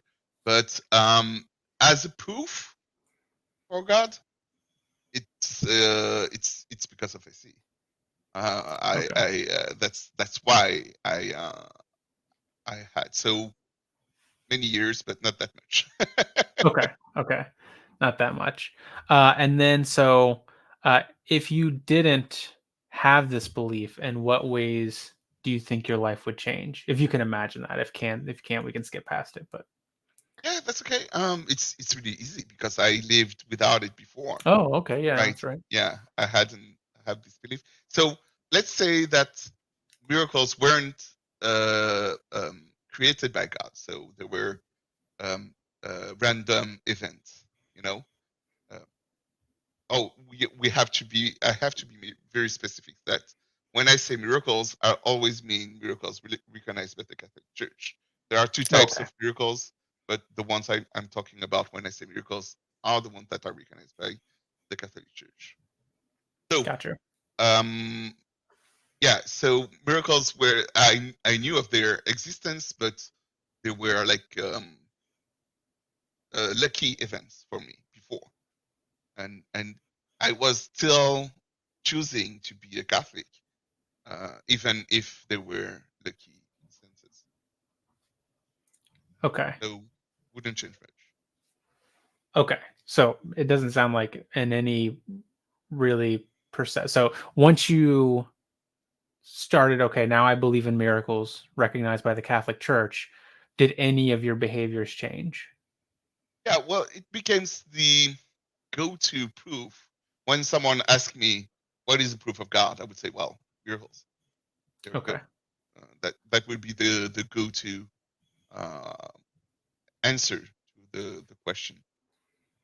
That's the biggest change, and I talk a lot about God, so because I have the French server that is interreligious, and well, I talk about the different gods: the Hindu God, the Jewish God, the Muslim God, and the Christian God. So yeah, and and when I talk about miracles, we don't have the saints. Yeah. Which is really interesting when you compare miracles of the Jews to miracles of the Muslims and to miracles of the Christians. And Gotcha. inside the Christianity, you have miracles that happen from Protestants and from the Catholic Church.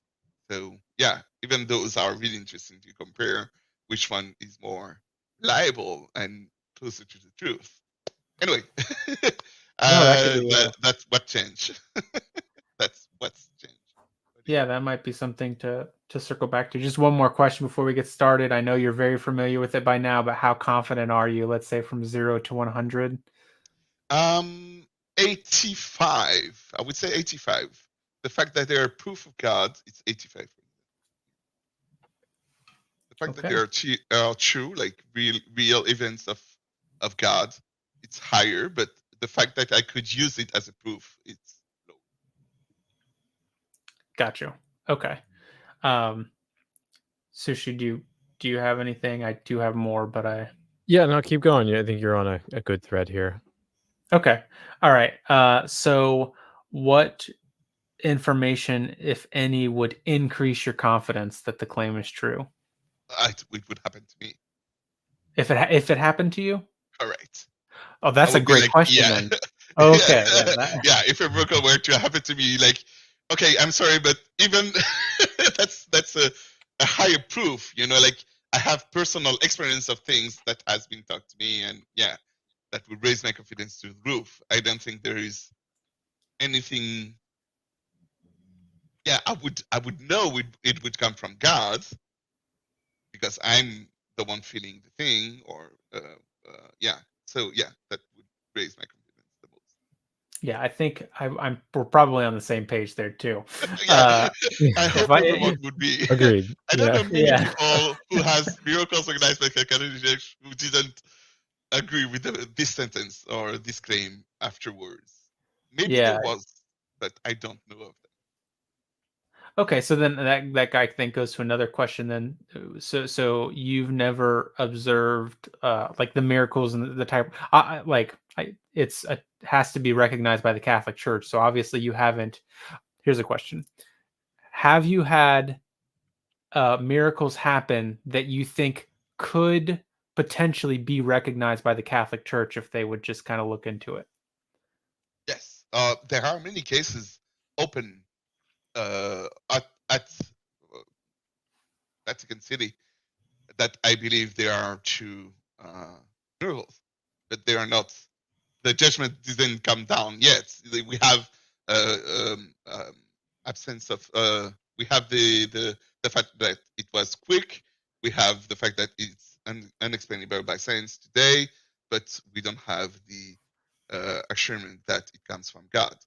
So yeah, those two were so, and the context where they were presented to me, I was like, yeah, come on, she was a nun. the woman who was cured was a nun. I'm like, yeah, it's hard to think that it wasn't God who was responsible, but it's still open at the Vatican City. So okay, I might have is the one who not made the ruling.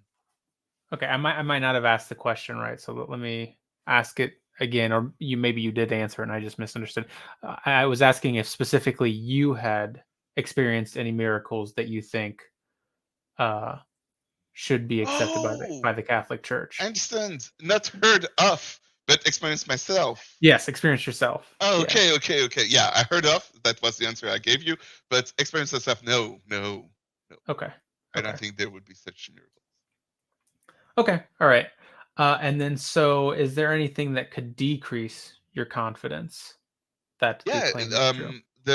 well, prove me wrong. It's the there is a process, and if the process is faulty, meaning that there is more than one miracles that has been recognized by the Catholic Church, and more than a few, I would say, that would prove out to be falsified. So the church lied basically about it. That would decrease my confidence. Or potentially just be incorrect? Is lying the only option there? Could they just be like heavily mistaken, or is that the only way that they could Oh, be wrong? Is by lying? if they are heavily mistaken, it's different than if they lie. Heavily mistaken, they can make mistakes. That's okay. That would still diminish my confidence in the claim that it is a proof of God. You know what I mean?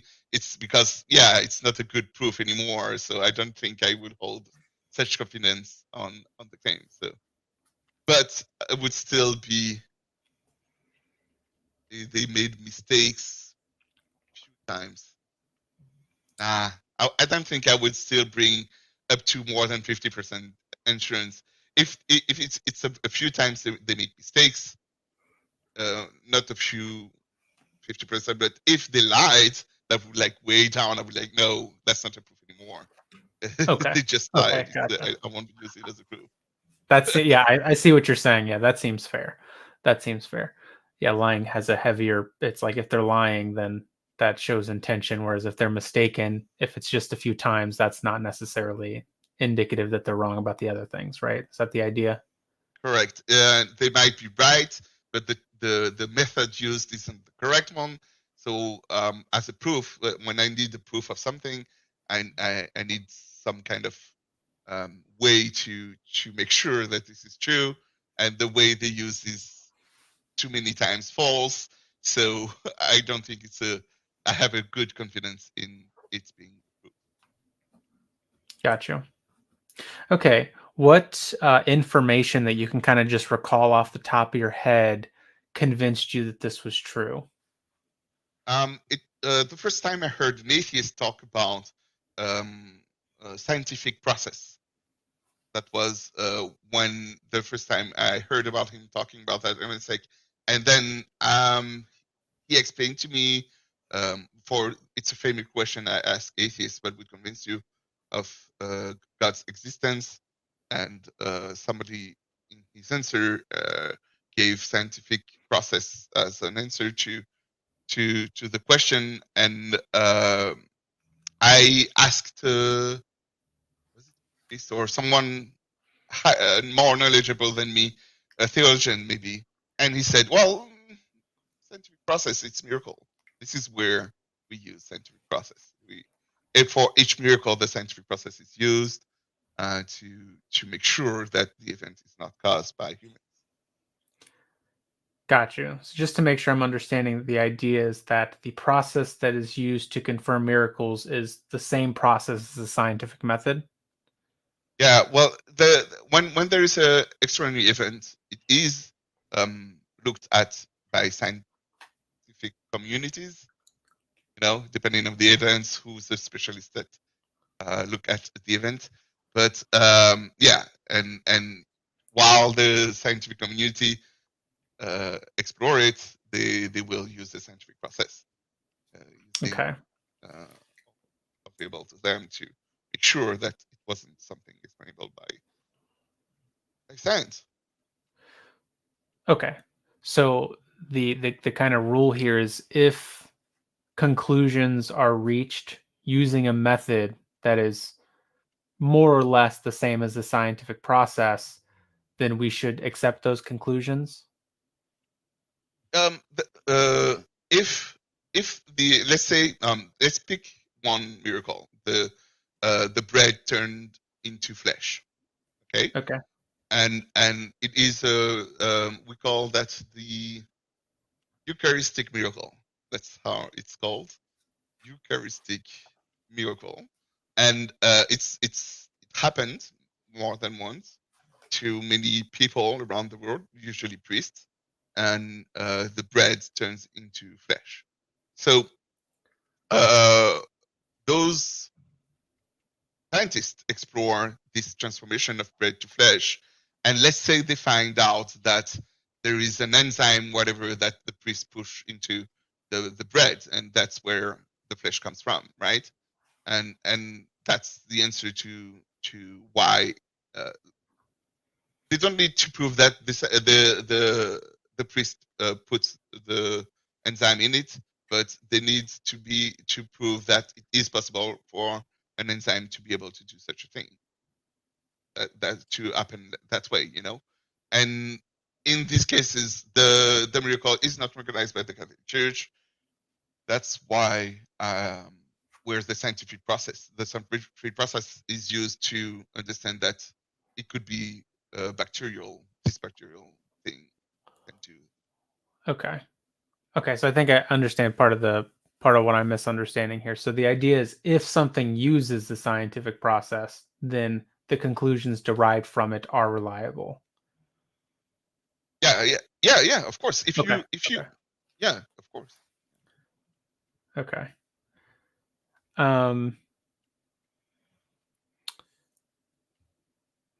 Yeah, I mean that seems pretty The good. conclusion is we don't know. It is variable that you don't know, but I don't know how reliable. Well, it is reliable. You don't have any way to know or understand what happened.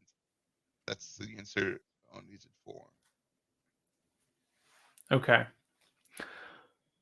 So then I think I know the answer, but I'll ask it and see if maybe I'll be surprised. So then if you found out that the processes that were used in uncovering miracles or believing miracles or accepting miracles weren't scientific or weren't the scientific method, would that decrease your confidence? So it's not just scientific method. Scientific method is one of the parts that is Okay. used. So if there weren't any scientific process used in the part of recognizing miracle, yeah, that would decrease my confidence of the claim miracles are proof of the existence of God.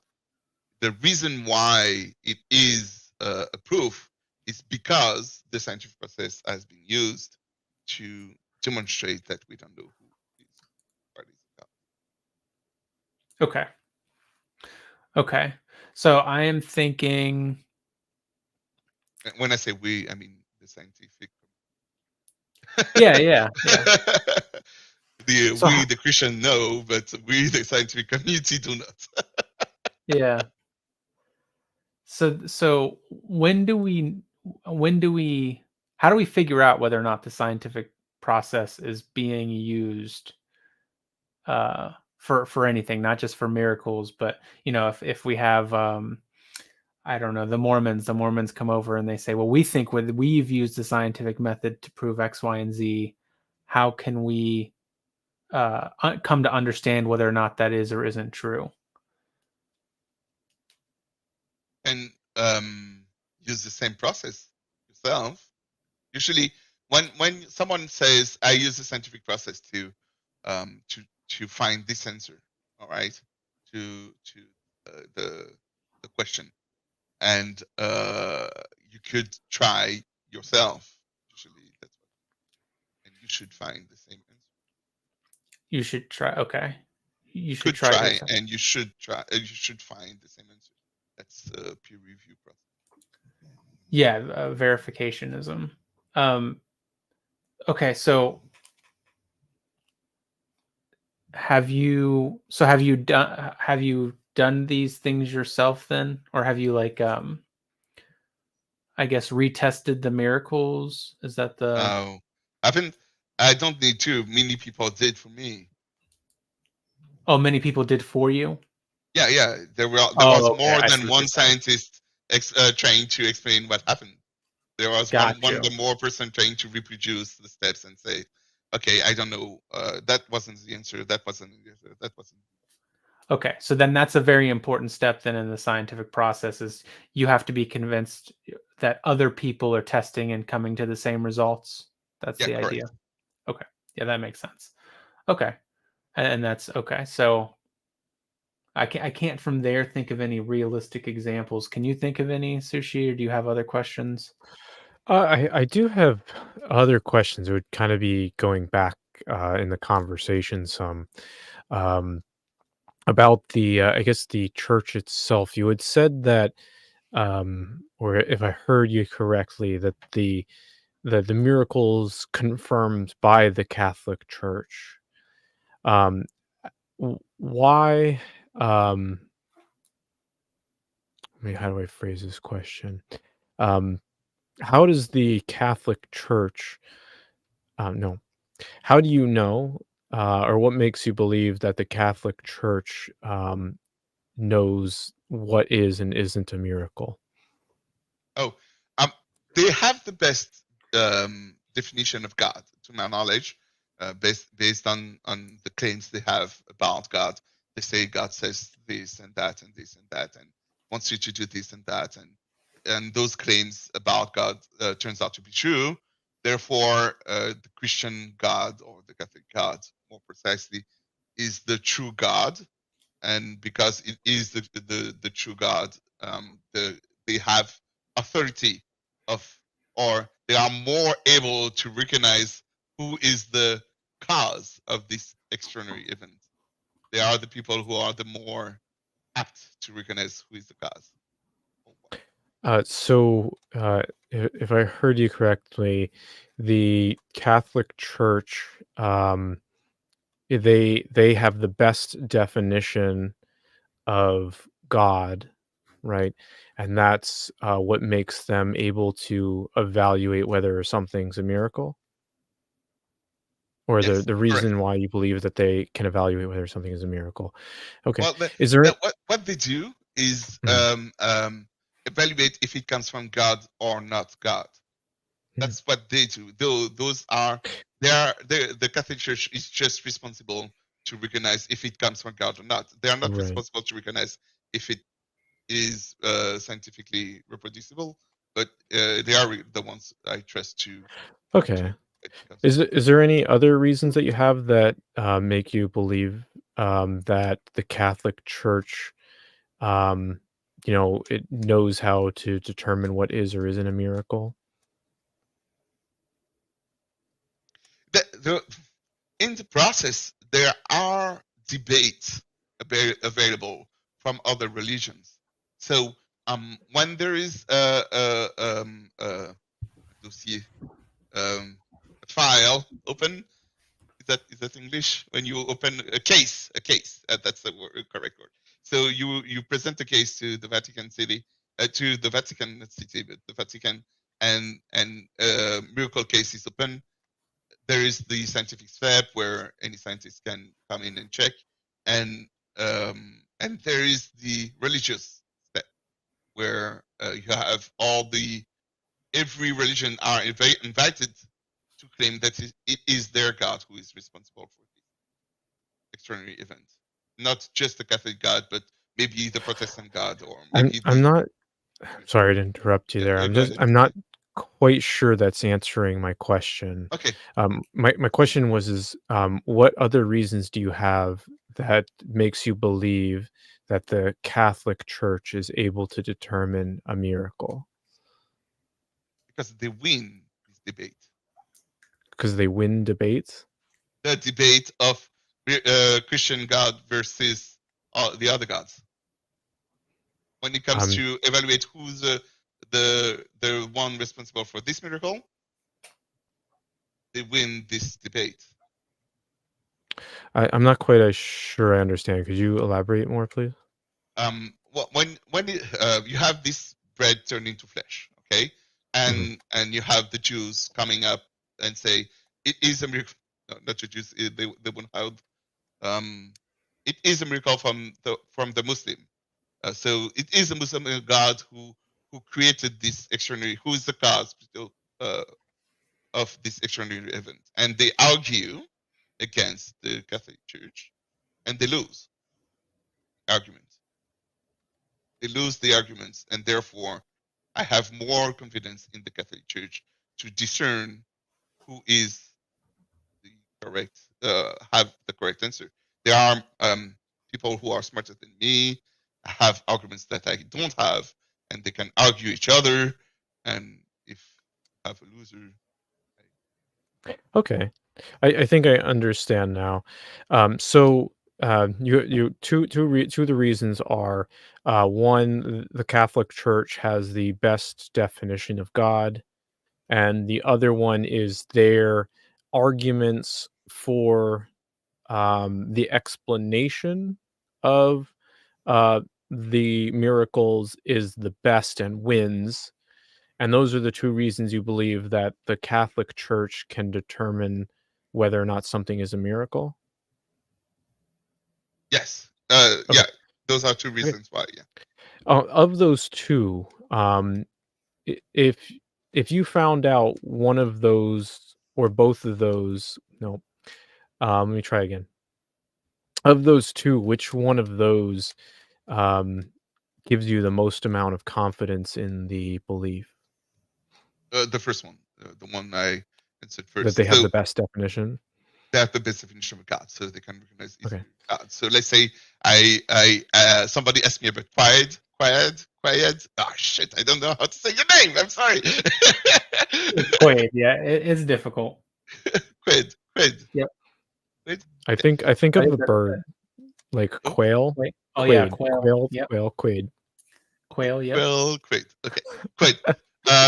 So somebody talked to me about Quaid, and I've seen him, you know, on camera, and that person haven't seen him on camera. So I think I know him physically better than the person who never seen him before. And somebody asked, why do you believe Luke more than this other guy?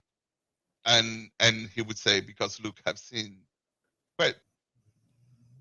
So that's the analogy with the Catholic Church. They have a better definition of who God is. They have more knowledge of who God is than another religion. Okay. If you were to find out that the Catholic Church didn't have the best definition of God, would you still believe that the Catholic Church is a good resource to determine what is and isn't a miracle? No. No. They would stop. Let's say I say Quaid was wearing a black T-shirt that night. You know, I would be wrong about the claim I hold.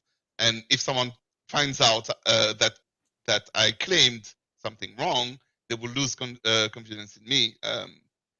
Even if and they will trust the one who never seen Quaid before, right?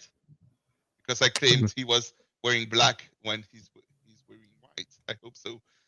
I think I'm I not see quite well. sure Yeah. I understand the analogy. If the Catholic Church claims something about God that is completely wrong, I will lose confidence in them because there is another one claiming the opposite claim. They say white, it turns out to be black, or black, it turns out to be white, and I believe the one that is telling the most truth. I can be wrong, but they are the closest to what God is. Okay. I'm not quite sure I fully understood that. Wait, XX Mode wasn't a good one. Yeah. So I'm like, sorry. I don't know how to rephrase it. So bear with me if I'm repeating myself, if you would. You have the Catholic Church that has a definition that says that Quaid is a person, right? And that is the best definition, right? But then you find out that there is another definition which says Quaid is a person and has a white shirt on, right? That is more accurate. If you were to find out that the Catholic Church no longer had the best definition, right? That there was another definition that was better, would you still believe that the Catholic Church was a valuable resource to determine whether or not something was a miracle? I wouldn't hold. I would prefer the other one, the one that has more correct information about God. So I would ask them: is it God who is the one responsible for it? Oh yeah, sure. Okay, thank you. That answered my question. I appreciate it. All right. So, what ways have you determined or used to determine whether or not this definition of God that the Catholic Churches uses is a good or a bad definition? Sorry, that was a long-winded question. Yeah, I understand. So why is the Catholic Church the true church, or the Catholic God the real God? That's basically the question. No? No. The question is, how do you know that the definition that the Catholic Church is using is the most accurate one or correct? It is, because it is the true God. They are describing the true gods. And how do I know that it is the description of the true God? Is because of the consequences of the claim they have about God. There are consequences. There are claims that are inconsequential. For example, the Trinity, one God being three, one God being three, not three. Anyway, this is inconsequential. There is no consequence in my everyday life. So if there is two religion, one saying God is not three and one saying God is three, I would be like, yeah, this is not something that could allow me to discern. But there are claims like Bacon. Bacon is one of those claims where you can test if it is true that bacon is bad for you. There is way to test it. How do you test whether or not their description of God is true? Yeah, maybe it would be helpful before we ask the question to, like, what is their description of God? Yeah, they claim that God doesn't want you to eat bacon. There are religions who claims that bacon is bad to eat. I'm kind of confused there. I was asking the definition that the Catholic Church uses. Oh, in the Catholic Church you can eat bacon. You are allowed to eat bacon. Well, no, what is the definition of God by the Catholic Church? Oh, the whole definition? Yes. Oh, okay. Sorry. Sorry. It's not just bacon, though. it's very like bacon God. I thought you were asking for an example of one of those things where the claim is different of difference between two gods. There are different claims of each god. But anyway, the best, the strongest, the perfect one, perfection.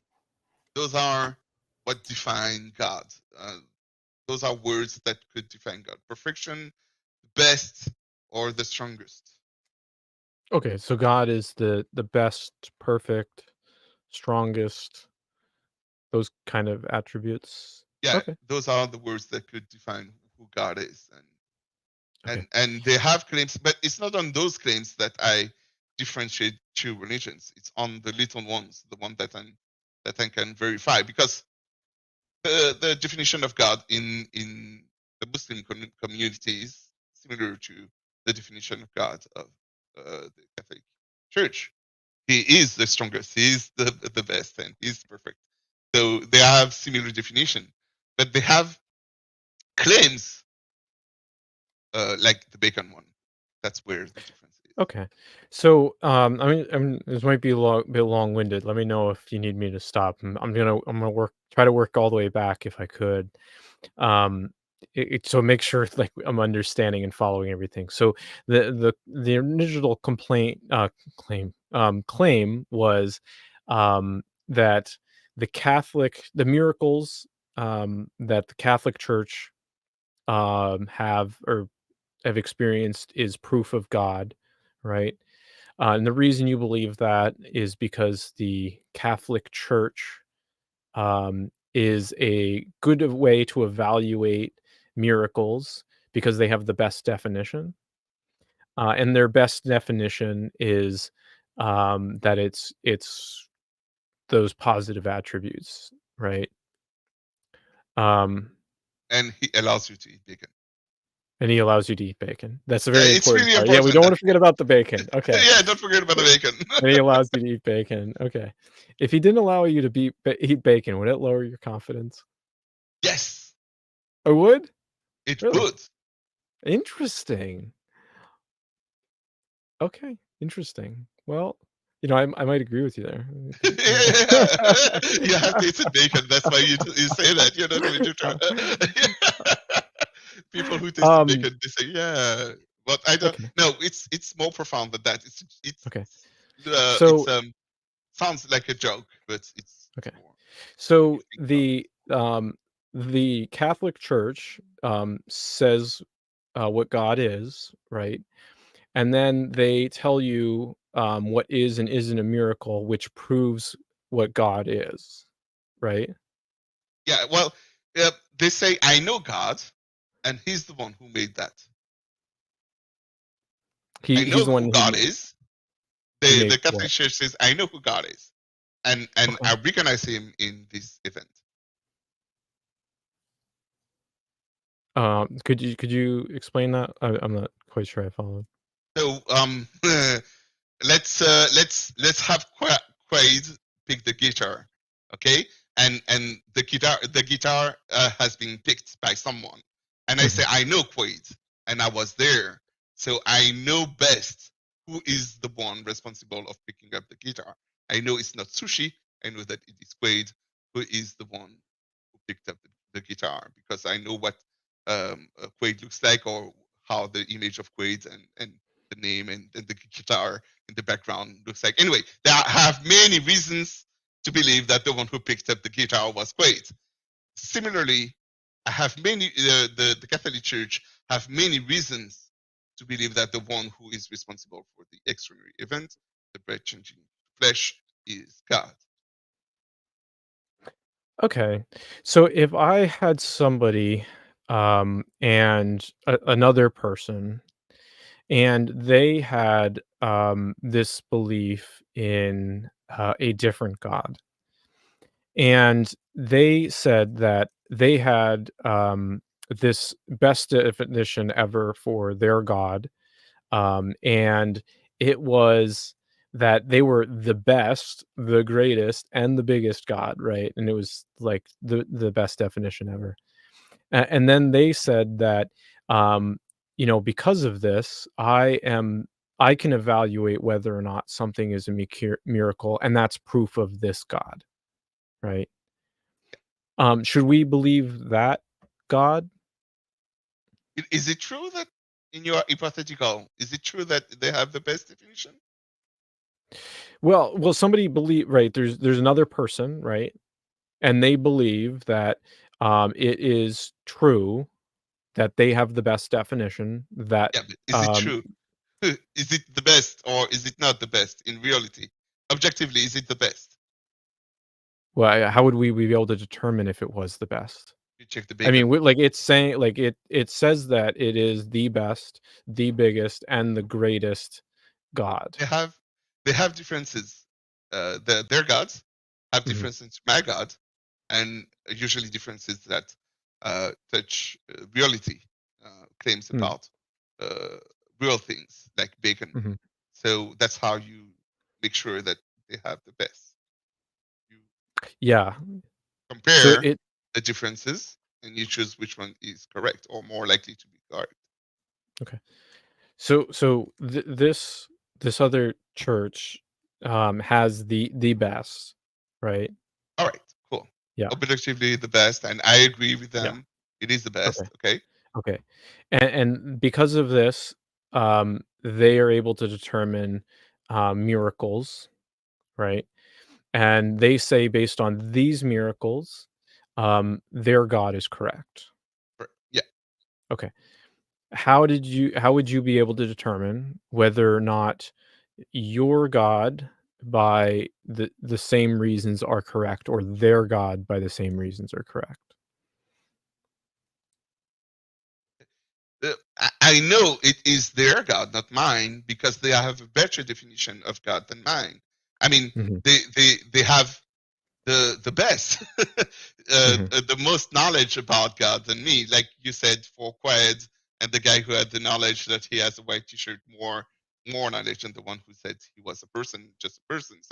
So in this case, you have someone who has the more information about correct information about the God, and he claims it was this God that is responsible. I would say, yeah, you make sense. Okay, so if I heard you correctly, and I apologize if this is not what you're saying, if they said that theirs was the best, you would then believe their God. They said and proved. I agree, it is the best, right? Well, they can prove it because they have the best definition, and they can determine the miracles. So they say these miracles are proof of their God because it's the best. Okay. The reason why it is a proof of God is because you can explain how their God was responsible for the event. I can explain how Quaid took up the guitar and bring it up to the camera. I can explain everything. I have reasonable arguments to demonstrate that Quiet and not Sushi is the one who picked up the guitar. So if they have similarly reasonable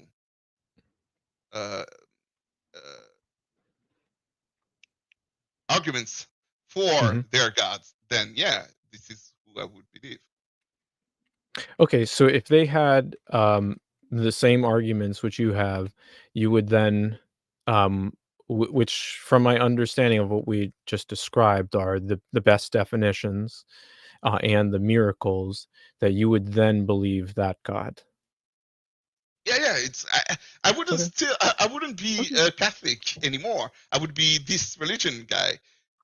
They have the best one, so I will need to follow. I'm a logical person, I feel. I hope I am a logical person. Logically, if there is a better definition the Catholic God, Church has for God, I would have to follow this one. I don't want to be wrong in my. Okay, so the because of the religion is saying that it is the best definition of the God, right? And it's defining what the God is. Right? I don't like when you say it is saying. Don't say saying. So, it is not saying it is the best.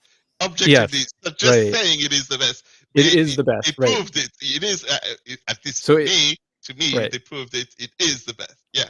Right. You're not just so saying this religion. Well, I can't. I'm the third person, so I have to say it from the third person. Like yours, like Quaid's is the best. Like you are saying is the best, right? If I try reframing. Yeah, maybe reframing. I'm sorry if it's bad reframing. Yeah. No, yeah. So could, for instance, a Muslim person say, in fact, one of the attributes of God is that, our God says that bacon is bad, and in fact, bacon is bad. If you eat it, you are more likely to die. So isn't this proof that my God is actually the better definition of God? Yeah, it is one of the reasons. Yeah, it's a good argument. If they can bring this argument to me, a Muslim person would come to me and say, okay, here's the reason why God prevents you to eat bacon, and are reasonable in their demonstration. I would say, okay, we made a mistake. Maybe it is not permissible. I shouldn't eat bacon. And then there is all the other claims about wives and children. I don't know if that's exactly where you were going. And wearing the dress that they have, they need to, like all the difference with the Catholic Church. they need to explain. Well, what? There's the bacon one, but there's all of those the other ones. Yeah. Okay. Yeah. How do we like?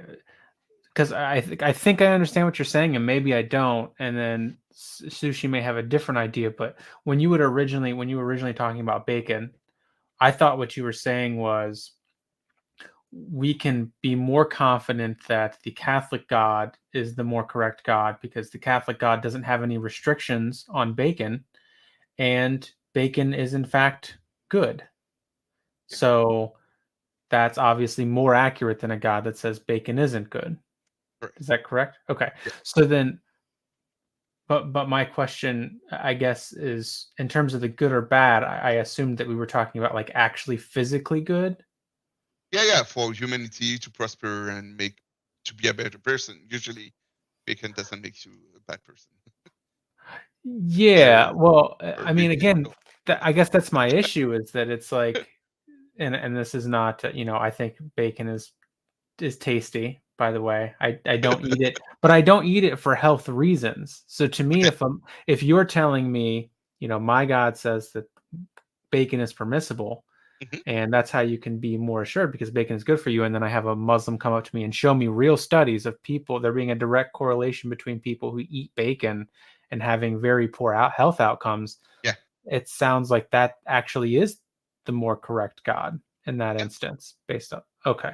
But that's not reality. Correct. You say that again? Yeah, it's a big if. Okay.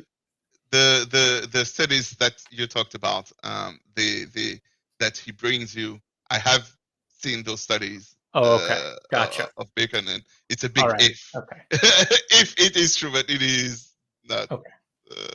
It is not healthy to eat too much bacon. I agree with you, quite. So don't eat too much anything. Bananas, bacon, whatever. Don't eat too much anything.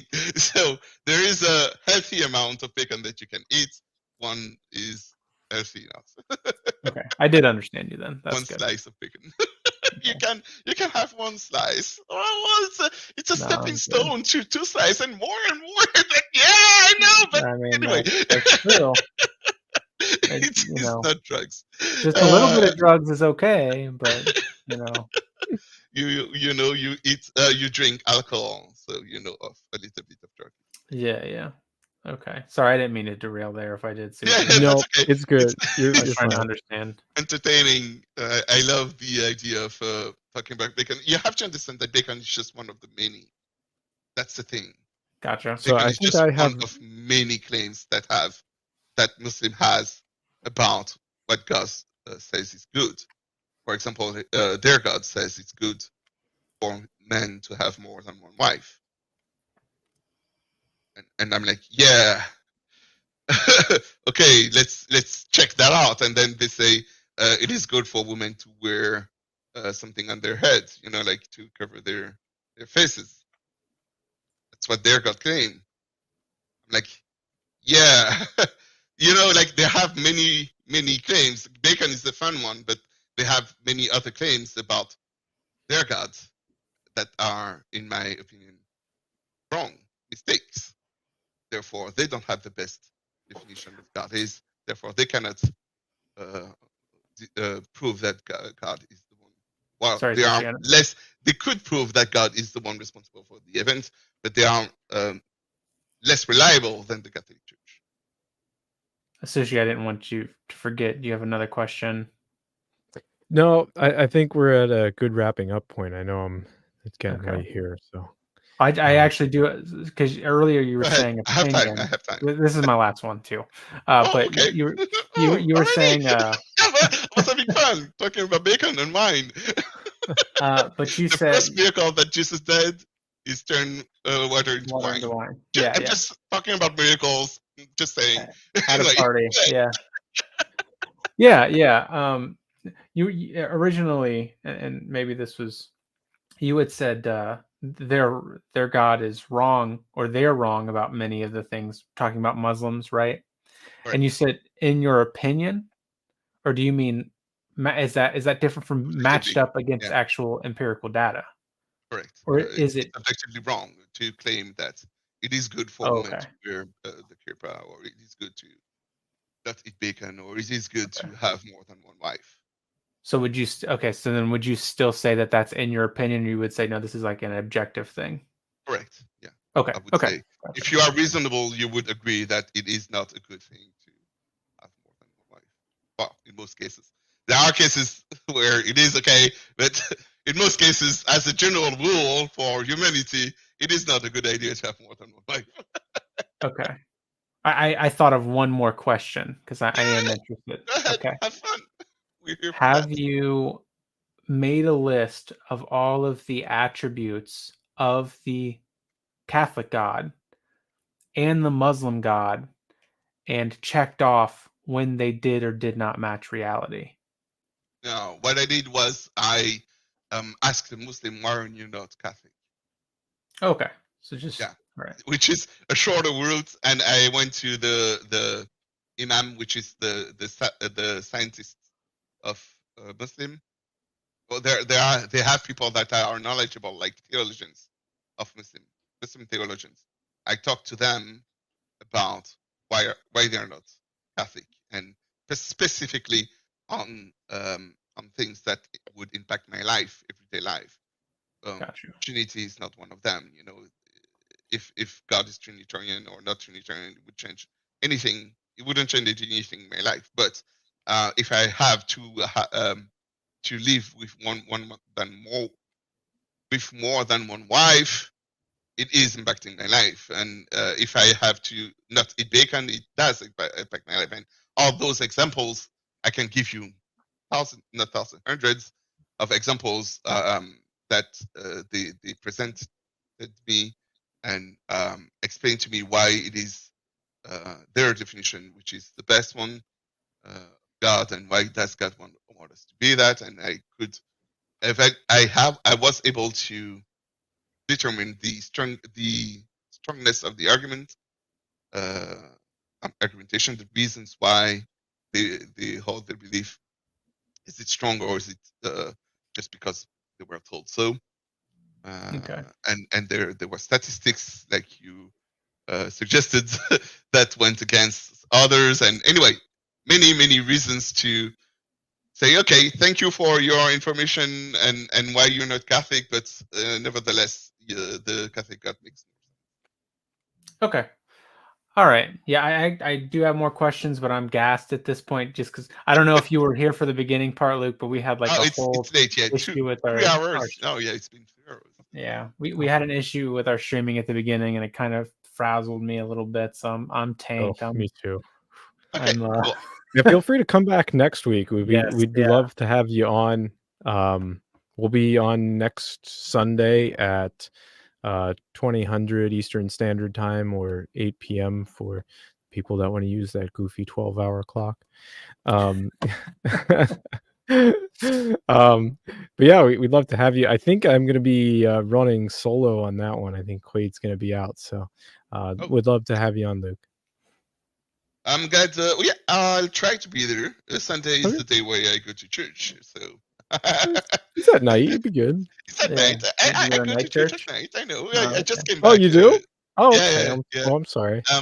Some churches have the mass start at 7 p.m. So yeah, that's where I go to church.